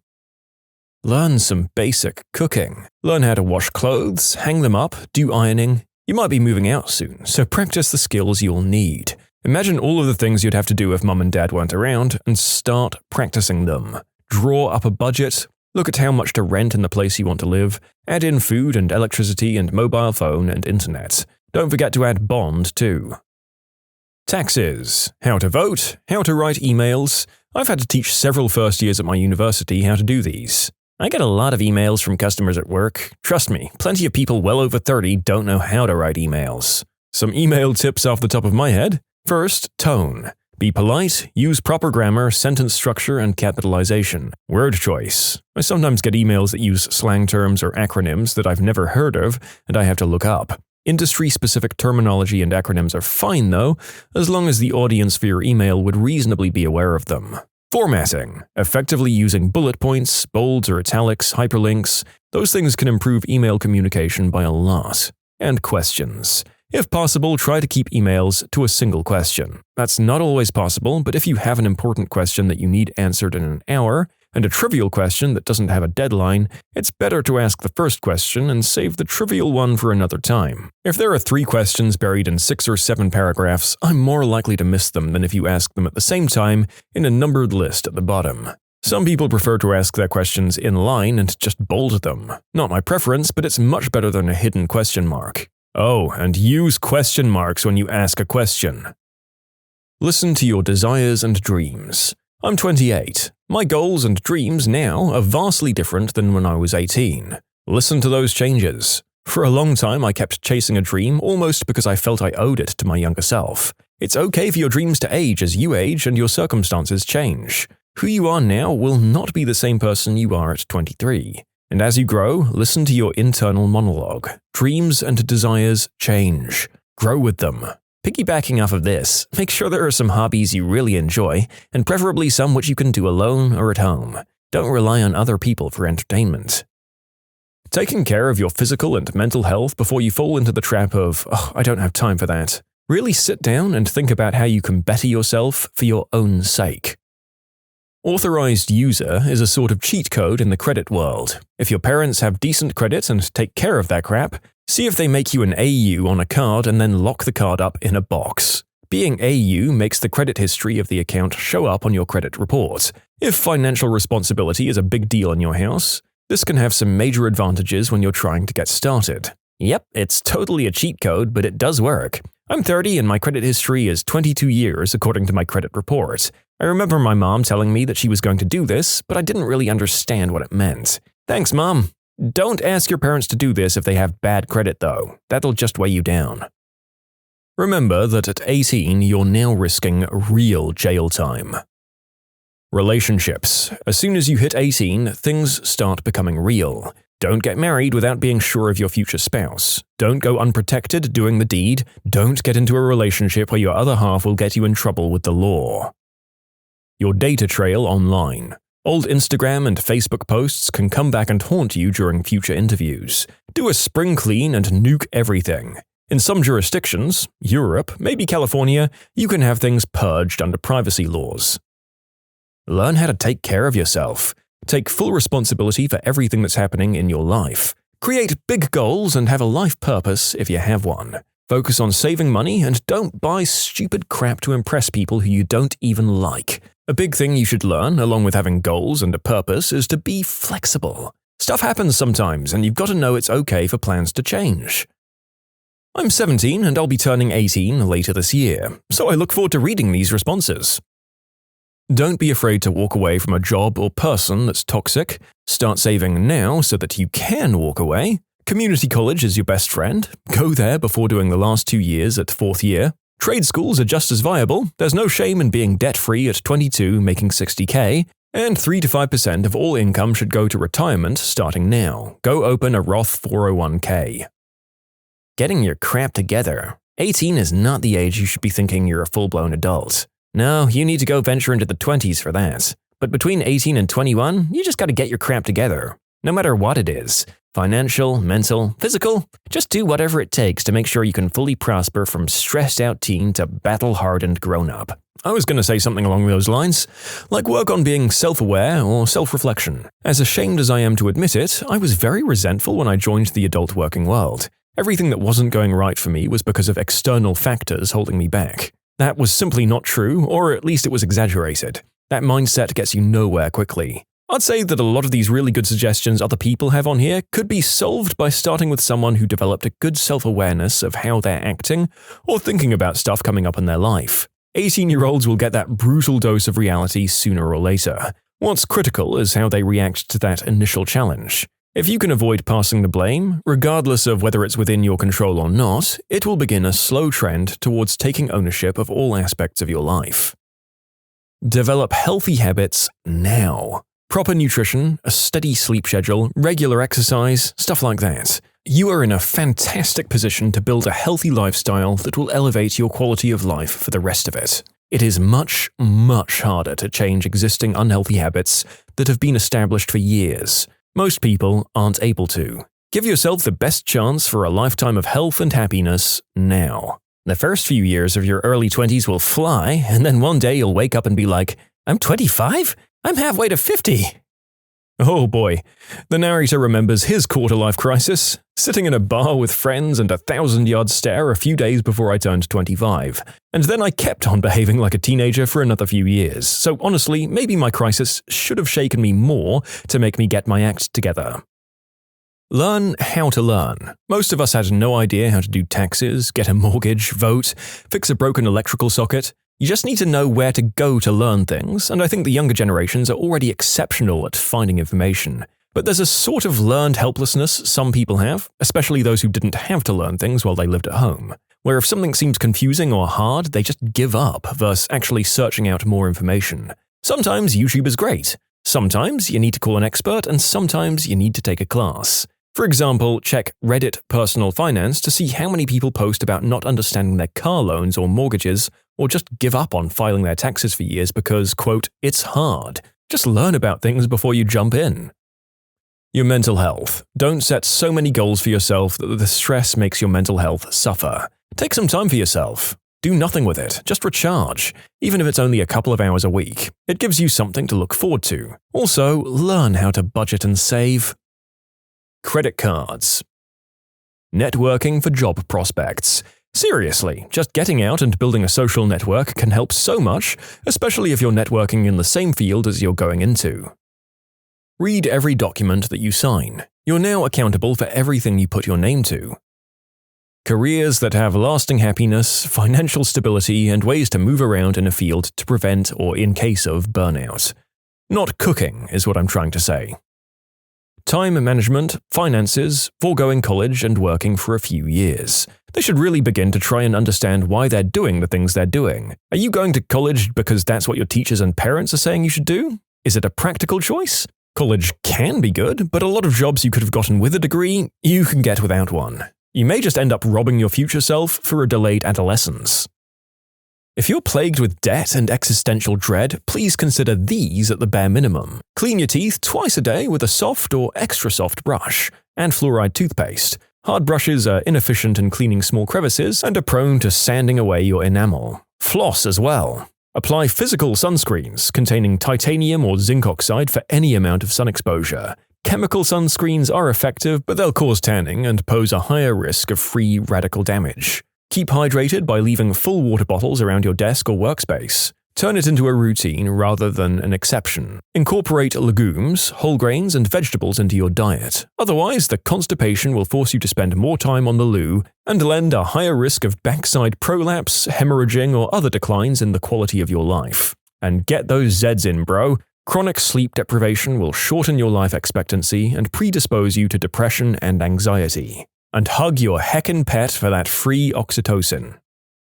You can submit your own stories to be featured here on the channel. The story submission link is in the description below. And if you want to listen to some vibey music in the background, check out easymode, also linked below, and subscribe. I'd say, personally, student loans. Don't major in a field where your student loans will equal twice as much as your starting salary. Medical and law may be exempt. And to add some more general advice, don't believe bullcrap about lucrative fields and careers of the future or stuff like that. Hard subject does not equal good-paying job, especially STEM field. I know people with degrees in chemistry, physics, and genetics, and they're either barely getting by or they've switched careers to IT or finance with flavors of IT. Also, if you want to work in quantitative finance, be one of those quants. Don't get a degree in finance. Get a degree in math or physics and learn to code. Those fields almost exclusively hire people with STEM degrees with a large math component, so no biochemistry or genetics like me. Interestingly, some people with a history of arts degrees also end up in IT. And if your parents tell you astrophysics is not a good field, tell them to get effed. It's the best way to get into a lucrative quant job. Roth IRA, and contribute to your 401k if your job has one. Many employers match up to a certain amount. Does your job offer a pension? Pretend that that pension doesn't exist, because a frighteningly large amount of them are underfunded. Start an IRA instead. Getting a job and a driver's license if you don't have one already. Surely when you're just turning 18, it'll be cheaper and easier to rely on public transport, at least for uni years. Oh, alright, I get it. America doesn't have public transport. Being a YouTuber is not a career, and it's not for everyone. It should be a hobby well before it can be considered a career. It's very rare that you reach a level of success where that's an option. Decide if college is actually for you. There are many jobs that are going to be automated in your lifetime. Jobs that will be the last to automate are labor jobs. Start a landscaping company, a pool cleaning company, a plumbing company, or like an AC or heater repair thing. Any kind of labor type job. If you start young, you could have the potential to make $60K a year after only a couple of years without putting yourself into 40+ K in debt. Obviously, this route isn't for everyone, but don't sleep on it just because everyone up until this point has said you need to go to college. Politics. You're old enough to vote. Currently, the 65+ crowd dominates elections. They'll be dead soon. There are more of you than there are of them. It's your future. Don't buy into the turd sandwich versus giant D-bag apathy. Select the politicians you agree with. And pay attention to the local elections as much, if not more, than the national stage, especially in America. There's some sneaky, messed up crap that happens locally that will impact your life in ways that you just don't anticipate. Yep. Pay attention, look at the arguments from both sides of the divide, and look at specifically who has a road plan for your best interests at heart, and isn't just saying that they'll magically make things better. And look at who's the least in pocket of billionaires and foreign powers. Literally everything that happened to you in high school doesn't matter. Like sure, you've heard and likely dismissed that while you were going through it, but the sooner you accept it, the faster you'll start to act like an adult. Also, if you're a dude, 23 seems to be the year that everything goes to heck. But keep on and stuff will improve. I don't think this is good advice. You can get someone pregnant or you can get pregnant in high school. You can commit felonies where you'll be tried as an adult in high school. You'll get crappy grades that ruin your chance at finding good colleges and scholarships in high school. You can miss class so much that you have to retake a year. You can end up with a bad job reference in high school. There are all sorts of things you can do to ruin your life in high school. Learn how to use Excel or Google Sheets and make a budget. Live by it. Get a bank account. Get checks. Budget will help here for people who don't cash checks timely. Whatever extra money you have, if you do, divide it by 2. Save half and enjoy the other half. That will keep you from feeling burned out. Start saving money every paycheck. Learn how to frickin' cook. I know it's way more convenient to throw things in the microwave, but trust me, for your sanity, take a quality over quantity approach when it comes to feeding yourself. It's healthier and cheaper if you do it right at the cost of some time. And if you learn your way around spices and flavors, you'll be able to make restaurant-quality meals while wearing literally nothing but a bathrobe. If you smoke, stop now. Oh, thanks, I'm cured. That was so easy. Screw you, idiot. I'm turning 18 next month. I can 100% confirm that the class of 2020 all the way to at least class of 2026 is absolutely fricked from vaping. They will not stop. Since everyone's saying the obvious, I'll say an underrated thing. You need to focus on you. Try avoiding acne, getting fat, and finding your hair and fashion style. I mean, the first two things have a massive genetic component, but thanks anyway, I guess.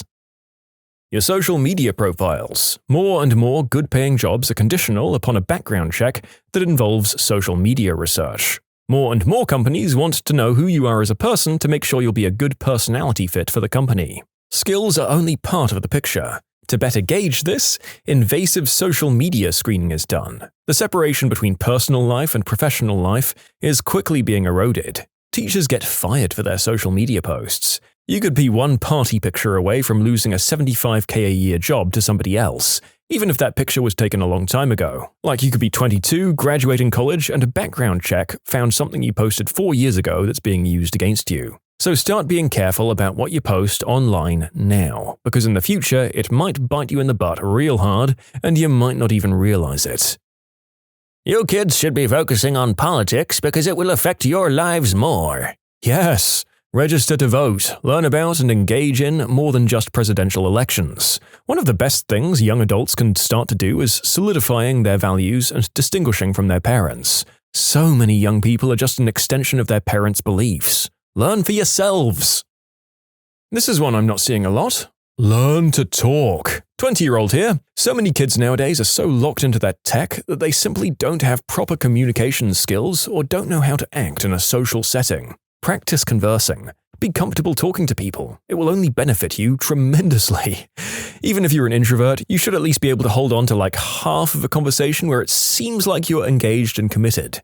I can't tell you the amount of times I've gotten internships, bonuses, and the like, just because I knew how to have a human-to-human conversation. So many times at my age, going into interviews and stuff, just conversing with other candidates, it's shocking how little interactive social skills they actually have, because all they do is bury their heads into their phones with their wireless earbuds in, completely ignoring objective reality. Talk!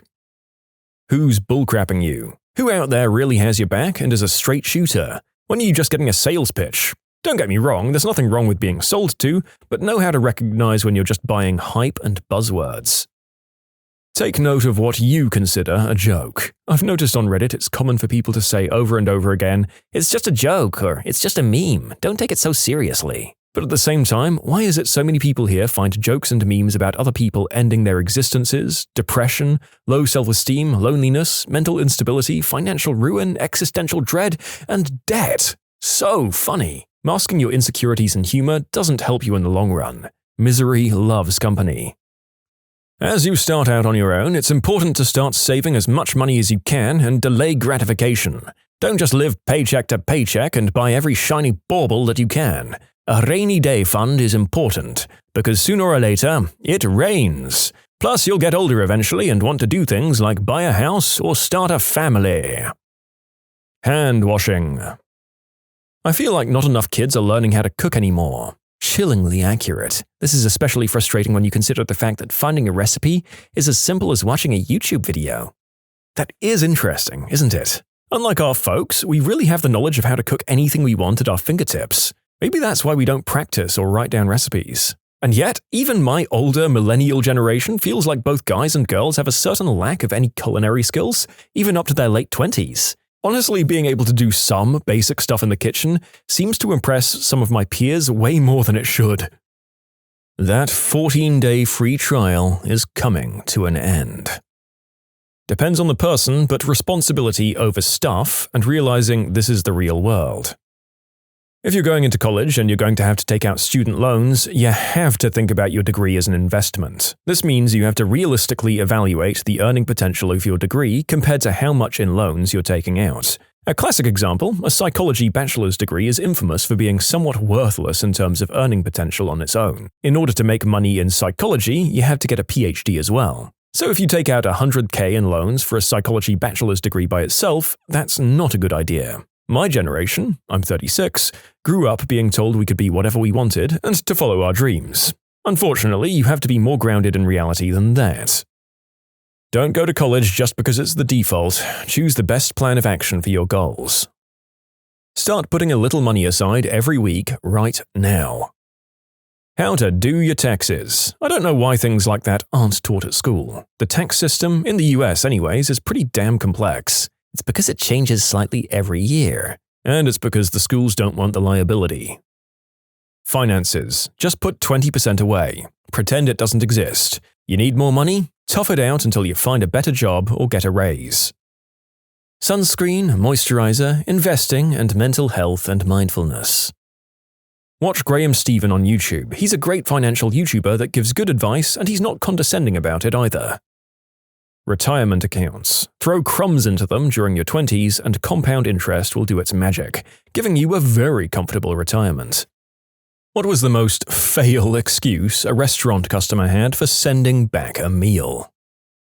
I was a server at the time. The dude ordered a pizza that had fresh jalapenos on it. They're cut lengthwise. When I gave it to him, he flipped out and asked why we'd put bell peppers on it. I told him those were jalapenos, but he wasn't having it. He walked right into our kitchen and told the chef he couldn't believe he didn't know the difference between bell peppers and jalapenos. The chef just took out a whole jalapeno and said, "This is a jalapeno, right?" The guest said, "Yeah." The chef cuts it as it appears on the pizza. "And that's what you have, right?" The guest, with a stunned look on his face, "Yeah." He left me an awful tip, by the way. Woman orders meal and asks there to be no salt, pepper, garlic, or any other herbs or spices in the meal. Then she sends it back because apparently it's flavorless. Where I work, people will often ask for their undercooked burgers to be remade. It's normally no big deal, but every once in a while you'll get a ridiculous customer. This one time, a customer came up to the counter and told us their burger was undercooked and demanded we recook it. Unfortunately, they decided not to tell us they were 3/4 done with the food. So my manager happily obliged and had their burger remade. After it was finished, he cut the burger into fourths and gave the customer a fresh quarter burger, well done. The look on their face was justice. Can I have this made with penne instead? I'm allergic to fettuccine. You're allergic to a shape? I worked at an Italian restaurant as a waitress for a short time as the customers sucked. This lady in her 40s ordered a Hawaiian pizza and pitched a fit, saying how we got her order wrong. I asked her what was wrong with it, and she said it wasn't a Hawaiian pizza and the toppings were wrong. I looked at it and it had diced tomatoes, pineapples, and ham, exactly what the menu stated. Showing her this, she said, "What are you talking about? Those are yellow. Pineapples are orange." Confused, I got my manager, and he tried explaining that pineapples are in fact quite yellow, not orange. But if she didn't like it, she could order something else on the house. She got mad and said no. She wanted this, but with the right pineapples. She started explaining what they looked like, and I said, "Wait, do you mean oranges?" As she was totally describing oranges, she said, "No, pineapples," and started describing oranges again. At this point, I took my phone out, Google oranges and pineapples, and show her. She points at the oranges and yells at the top of her lungs, "Yes, those! I want those!" My manager told me we don't have oranges and she can either pick something else or eat what she has. She left. That is a crazy woman. Just honestly, color me surprised that a so-called Italian restaurant allowed Hawaiian pizza to be put on their menu. Where I live, it's the American-style pizzerias that have that. I mean, don't get me wrong, I love pineapple on pizza. It's just that the Italians in Europe are a little more particular, read violent, about messing with their cuisine, I guess. "Sir, there are teeth in my food." I think, whoa, are you serious? Okay, I'll come check it out. Ma'am, those are onions. Well, it's weird. Can I order something else? Before I was a chef, I worked a year at a state fair in an Orient Express booth. A woman ordered a plate of sweet and sour chicken, and 10 minutes later came back with every fried chicken chunk broken open with the chicken consumed, and she demanded a refund saying that there was no chicken in the breading.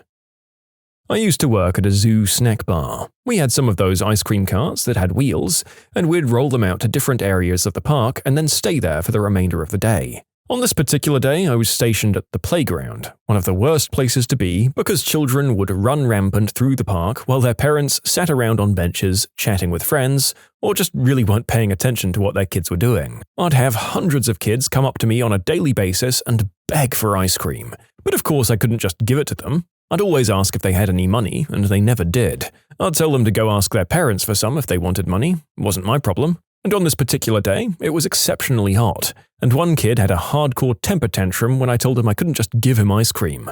Like, full-blown on the floor, crying and screaming, and I'm just like, what the frick? And continue to help other customers around his howling body sprawled on the ground. He finally pulls himself together and goes to find his mother. About 15 minutes later, Bratty and his mum stroll over to the cart, the child sniffling and happy that he persuaded his mum for ice cream, and they start checking out the selections. We had about 15 different ice cream options, and all of the prices were clearly marked. The kid picks out the most expensive option, of course, and the mum's all like, "Oh, whatever you want, my sweet precious baby." I hand her the $3.50 ice cream and she unwraps it and hands it to him. He immediately starts drooling and slobbering all over it, and it was a day that was hot as hell, so it started melting quickly.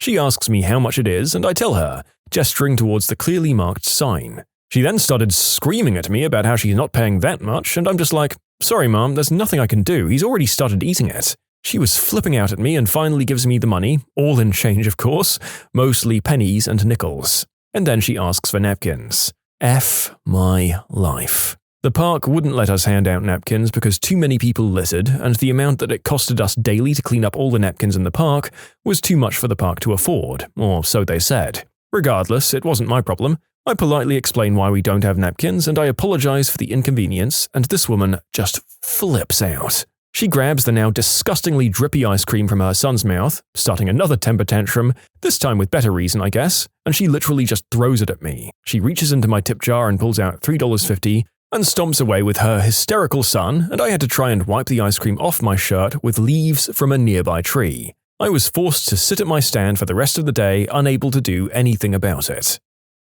Oh, I'm stealing this story from a server friend of mine. A horrible woman comes in and orders the mussels. After my friend brings the plate out, the woman claims that the kitchen stole the meat out of the shells. My friend tries to explain that live mussels are placed in the pan, so it's not possible that there are more shells than meat pieces. The woman then spreads out the shells and meat on the table to try and prove her point. She discovered she was wrong and then just stormed out. The awkward part was that the woman was at a table of 3 other friends who were mortified and paid for the meal with a huge tip. The woman orders fries for her and her friends after church. I bring the fries. "Oh, now, these are too cold. We want new fries." I go and make the fries myself. I cook them longer than normal and immediately serve them after taking them out of the fryer.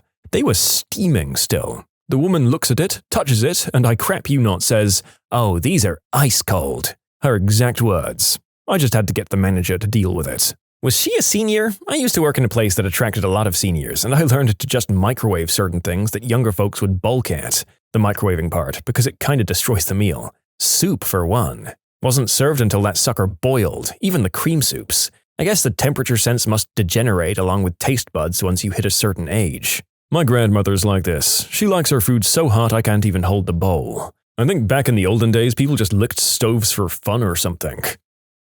I was working at Dairy Queen, and let me tell you, I made some damn good blizzards. Anyway, this lady comes through drive-thru shrieking that she wanted a small Oreo blizzard. No big deal. When I handed it out, she jabbed at it with her spoon and looked at it like it was a dead mouse. She stated, "The Oreos are too pulverized. I want another." Which, the Oreos come pre-shredded. Whatever, they cost us 25 cents to make, so I make her another one, mixing it for about half a second, leaving massive chunks of Oreo on top and barely mixed in. I hand it out and she said it looks perfect. So, then we find her ulterior motive. She wanted the mistake for free. She asked, "Well, what are you going to do with the other one? Can I have it since you can't give it to another customer?" Oh, sorry, the Oreos are too pulverized, and I threw it away right in front of her. The alternative ending to this story, I was in the drive-thru at Starbucks, and the guy in front of me bought 4 different Frappuccinos, but they were made a size too small. His mistake in ordering, but they remade them. So I pulled up and the cashier asked if I wanted all the rejects. Since I was headed to work, I took them from my coworkers, and I got about a month of thank you coffees for free. I explained that they were free, but I guess I had really nice coworkers. I tipped the cashier pretty well too. "I choked on an avocado pit that was in my sushi," and she threatened to sue the company. We had to show her an actual avocado pit to end her complaints. Currently working as a chef, got a few creme brulees back. One of the times being that it was too brown, and another one when a customer complained about black dots on the custard, those being the vanilla.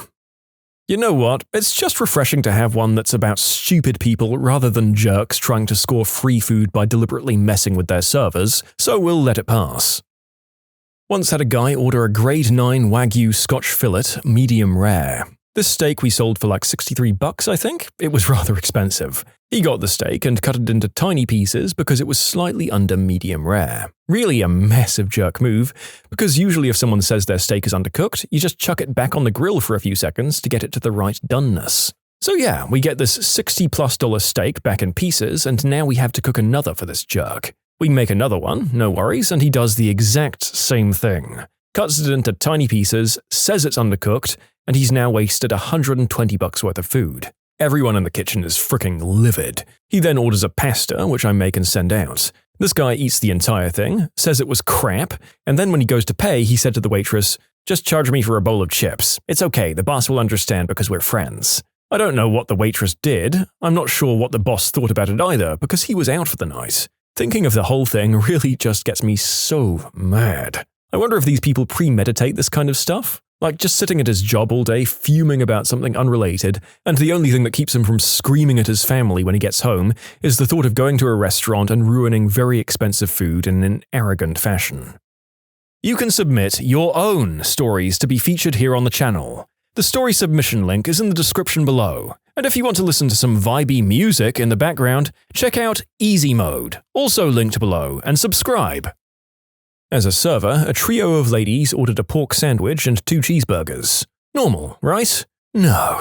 They were on the Atkins diet, so they wanted no buns, no cheese, no toppings of any sort. So I bring out 3 plates, 2 with just patties and 1 with a pile of pork. "What is this? This is not what I ordered." "Well, ma'am, that's a pork sandwich minus the onions, coleslaw, cheese, buns, and fries." I'm not really sure what they were expecting. I had a dinner with a crazy family friend that refused to eat anything brought to the table. It was an old country-style restaurant with no menus. You eat what they bring out. She insisted that they prepare her special portions of their traditional recipe dishes, prepared precisely how she wanted them, and went back to the kitchen to supervise that they were following her instructions exactly. She told us that she had them remake her vegetables 3 times, and she said it with pride. I was 12 and it was my birthday dinner. I've never been so embarrassed. I asked the waiter to take me into the kitchen, and I told my folks that after she went back, I wanted to see the big kitchen. What I did, again, at 12, was apologize to all the cooking and wait staff for my guest. For years I thought my parents didn't know. What I did know is that the manager stopped my mother on the way out and complimented her on having such a polite child. I was 33 when she finally told me. "These wings are too hot. These dry seasoned wings aren't saucy enough," etc. The only pizza we have at our restaurant is a simple margarita pizza. One guy had me make him a meat lover's combo pizza with white sauce, which we don't have, so I had to reduce some Alfredo sauce. It took roughly 15 to 20 minutes to make, and he sent it back because the bottom of the pizza was too dark for him. He insisted I cooked it too close to the flames, and that's why it tasted too burnt for him. My issue is that we use a 3-deck conventional oven with no flames in sight. Mother fricker. Who in the frick goes to a restaurant and orders something that's not even on the menu? Way more people than you might expect, and we never say no. When I was working in a kitchen, a woman said her soup was too hot and she'd burned her mouth. Of course, she'd already finished said soup, so the chef, being the nice guy he is, gave her some sorbet to cool down her mouth. She was a rude person. Just yesterday, I'm a server, I had a table order the prime rib, and when the prime rib came out to her, she was extremely mad that her order wasn't correct. Apparently she wanted the French dip sandwich. Totally the same thing, and yes, I was supposed to know that by ordering the prime rib, a dish we have on our menu, she actually meant the French dip, and she wanted her meal comped. As a bartender, I once had a waitress bring back a dirty martini because it, quote, tasted like olives. Trying to sound impressive while ordering a drink, are we? I'm a line cook in a fairly upscale seafood restaurant. Once in the middle of a busy Saturday dinner rush, we got an order for an ahi tuna tartare. The way we plate our tartares is pretty elaborate and takes a good 5 to 7 minutes to create. I happened to be working Expo that day and was tasked with building the tartare. I sent it out, and it was frickin' beautiful. Wasabi and sriracha aioli designs surrounding the slices of cucumber, seaweed salad and ginger piled around the perfectly stacked raw tuna marinated in ponzu and eel sauce. I sent it out the window and it came back almost immediately because the lady who ordered it doesn't do raw fish. Long story short, she requested we saute the fish and rebuild the plate for her with a gross pile of well-done cooked tuna chunks slopped in the middle. Please, know what it is you're ordering before you order. I saw somebody once send a meal back because they gave her too much food. I don't know why she just didn't not eat it all instead. I once heard an old man getting pretty flustered and really irritated because he said he wanted 8 French fries and he got 11. "You whippersnappers, it's not good for me to have that much salt." "Sir, you can just leave some." "Don't backsass me, young man. You know this place makes damn good fries." I was eating at the restaurant at the Four Seasons Hotel in Maui, and a nasty old woman sent her lamb chops back, probably a $90 meal, because there wasn't salt on the table. She got the entire refund after witching to the manager for 45 minutes because the tables didn't have salt and pepper on them. The food itself wasn't even the issue, I think. Today I learned that I wouldn't last a day and a half as a waiter without drop-kicking somebody.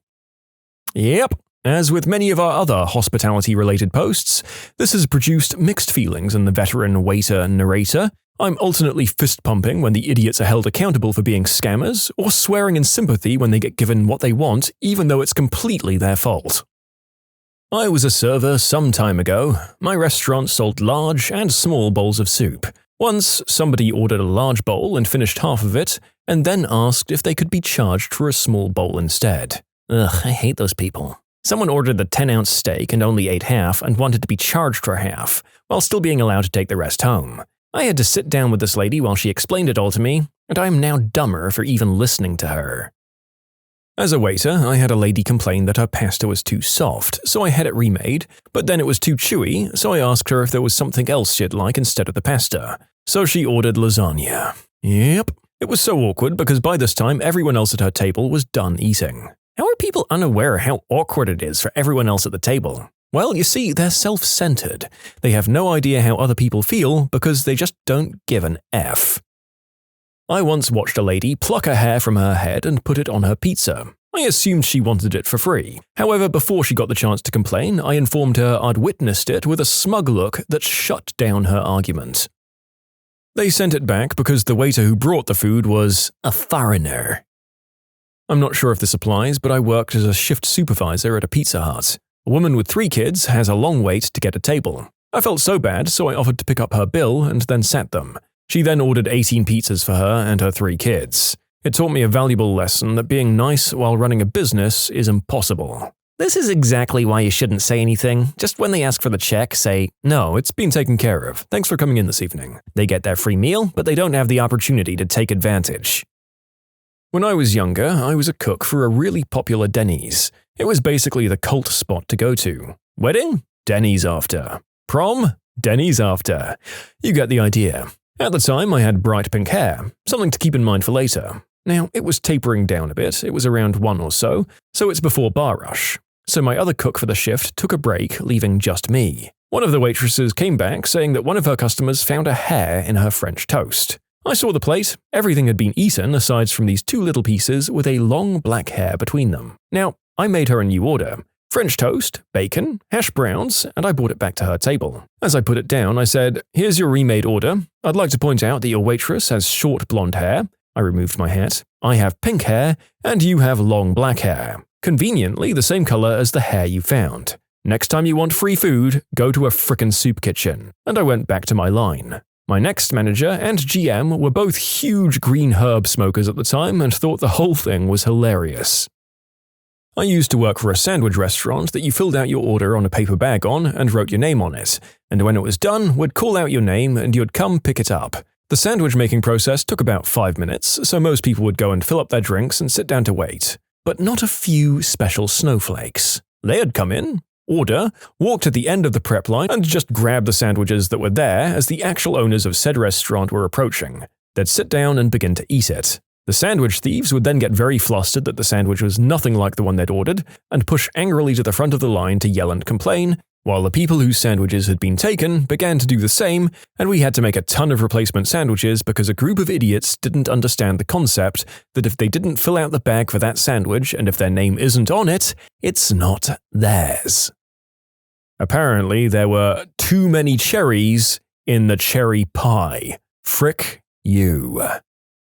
Turns out she couldn't eat it because she was allergic to shrimp. She ordered the jumbo shrimp pasta. I really thought that was self-explanatory. Another guy sent back his cheesesteak because it was too cold. It was pretty cold because he sat and drank for like 45 minutes with it sitting in front of him before he even touched it. In my table waiting days, I had a guy eat his entire 14-ounce prime rib except for the fat. He had made a pile of the fat on his plate and asked me to weigh it so he could have a pro rata refund equivalent to the weight of the fatty bits. For those who don't know, roasted prime rib contains a ring of fat in the middle and is usually served with some fat at the tip. People enjoy eating the fat with the meat. Assistant manager at a burrito place. During our annual town festival, it got packed. I'm talking more in one day than we normally do in a month kind of thing. We had a guy complain about the wait. There were 30 chairs in the place and easily twice as many people waiting for meals. We still had a line running out the door. It was so packed that we were just yelling for names, handing you your order and politely explaining that we were breaking fire code and we needed customers to head outside to the tables set up for the festival. It was, oh my god, packed. I can't stress how crazy it was. So, this guy is complaining about the wait and our cashier tells him that we're working on it. He gets it and then immediately asks for it to be remade. He says this with the wait, he knows it's cold without even trying to eat it. Okay, so we make it a priority, we rush it out in a few seconds and then he goes to stand by the window and eat. Whatever, I don't have time to argue with him, and then he's back complaining about how he wants another burrito because this one is wrong. I go out and he's telling me it's wrong, not how or why it's wrong. The owner comes flying out of the kitchen, pulls the register open, pulls out a 20, walks over, pulls the half-eaten $7 burrito out of the guy's hands, hands him the bill and tells him to get the hell out. It was pretty nice. That day I learned that if you're a big enough problem, my boss would literally pay you to go away. When you subscribe, make sure to hit the bell to turn on notifications. Put the playlist on in the background to finish listening to all the stories, or if you want some vibey music to put on in the background, check out easymode. If you like Am I the Genius, give Am I the Jerk a shot. Everything linked in the description.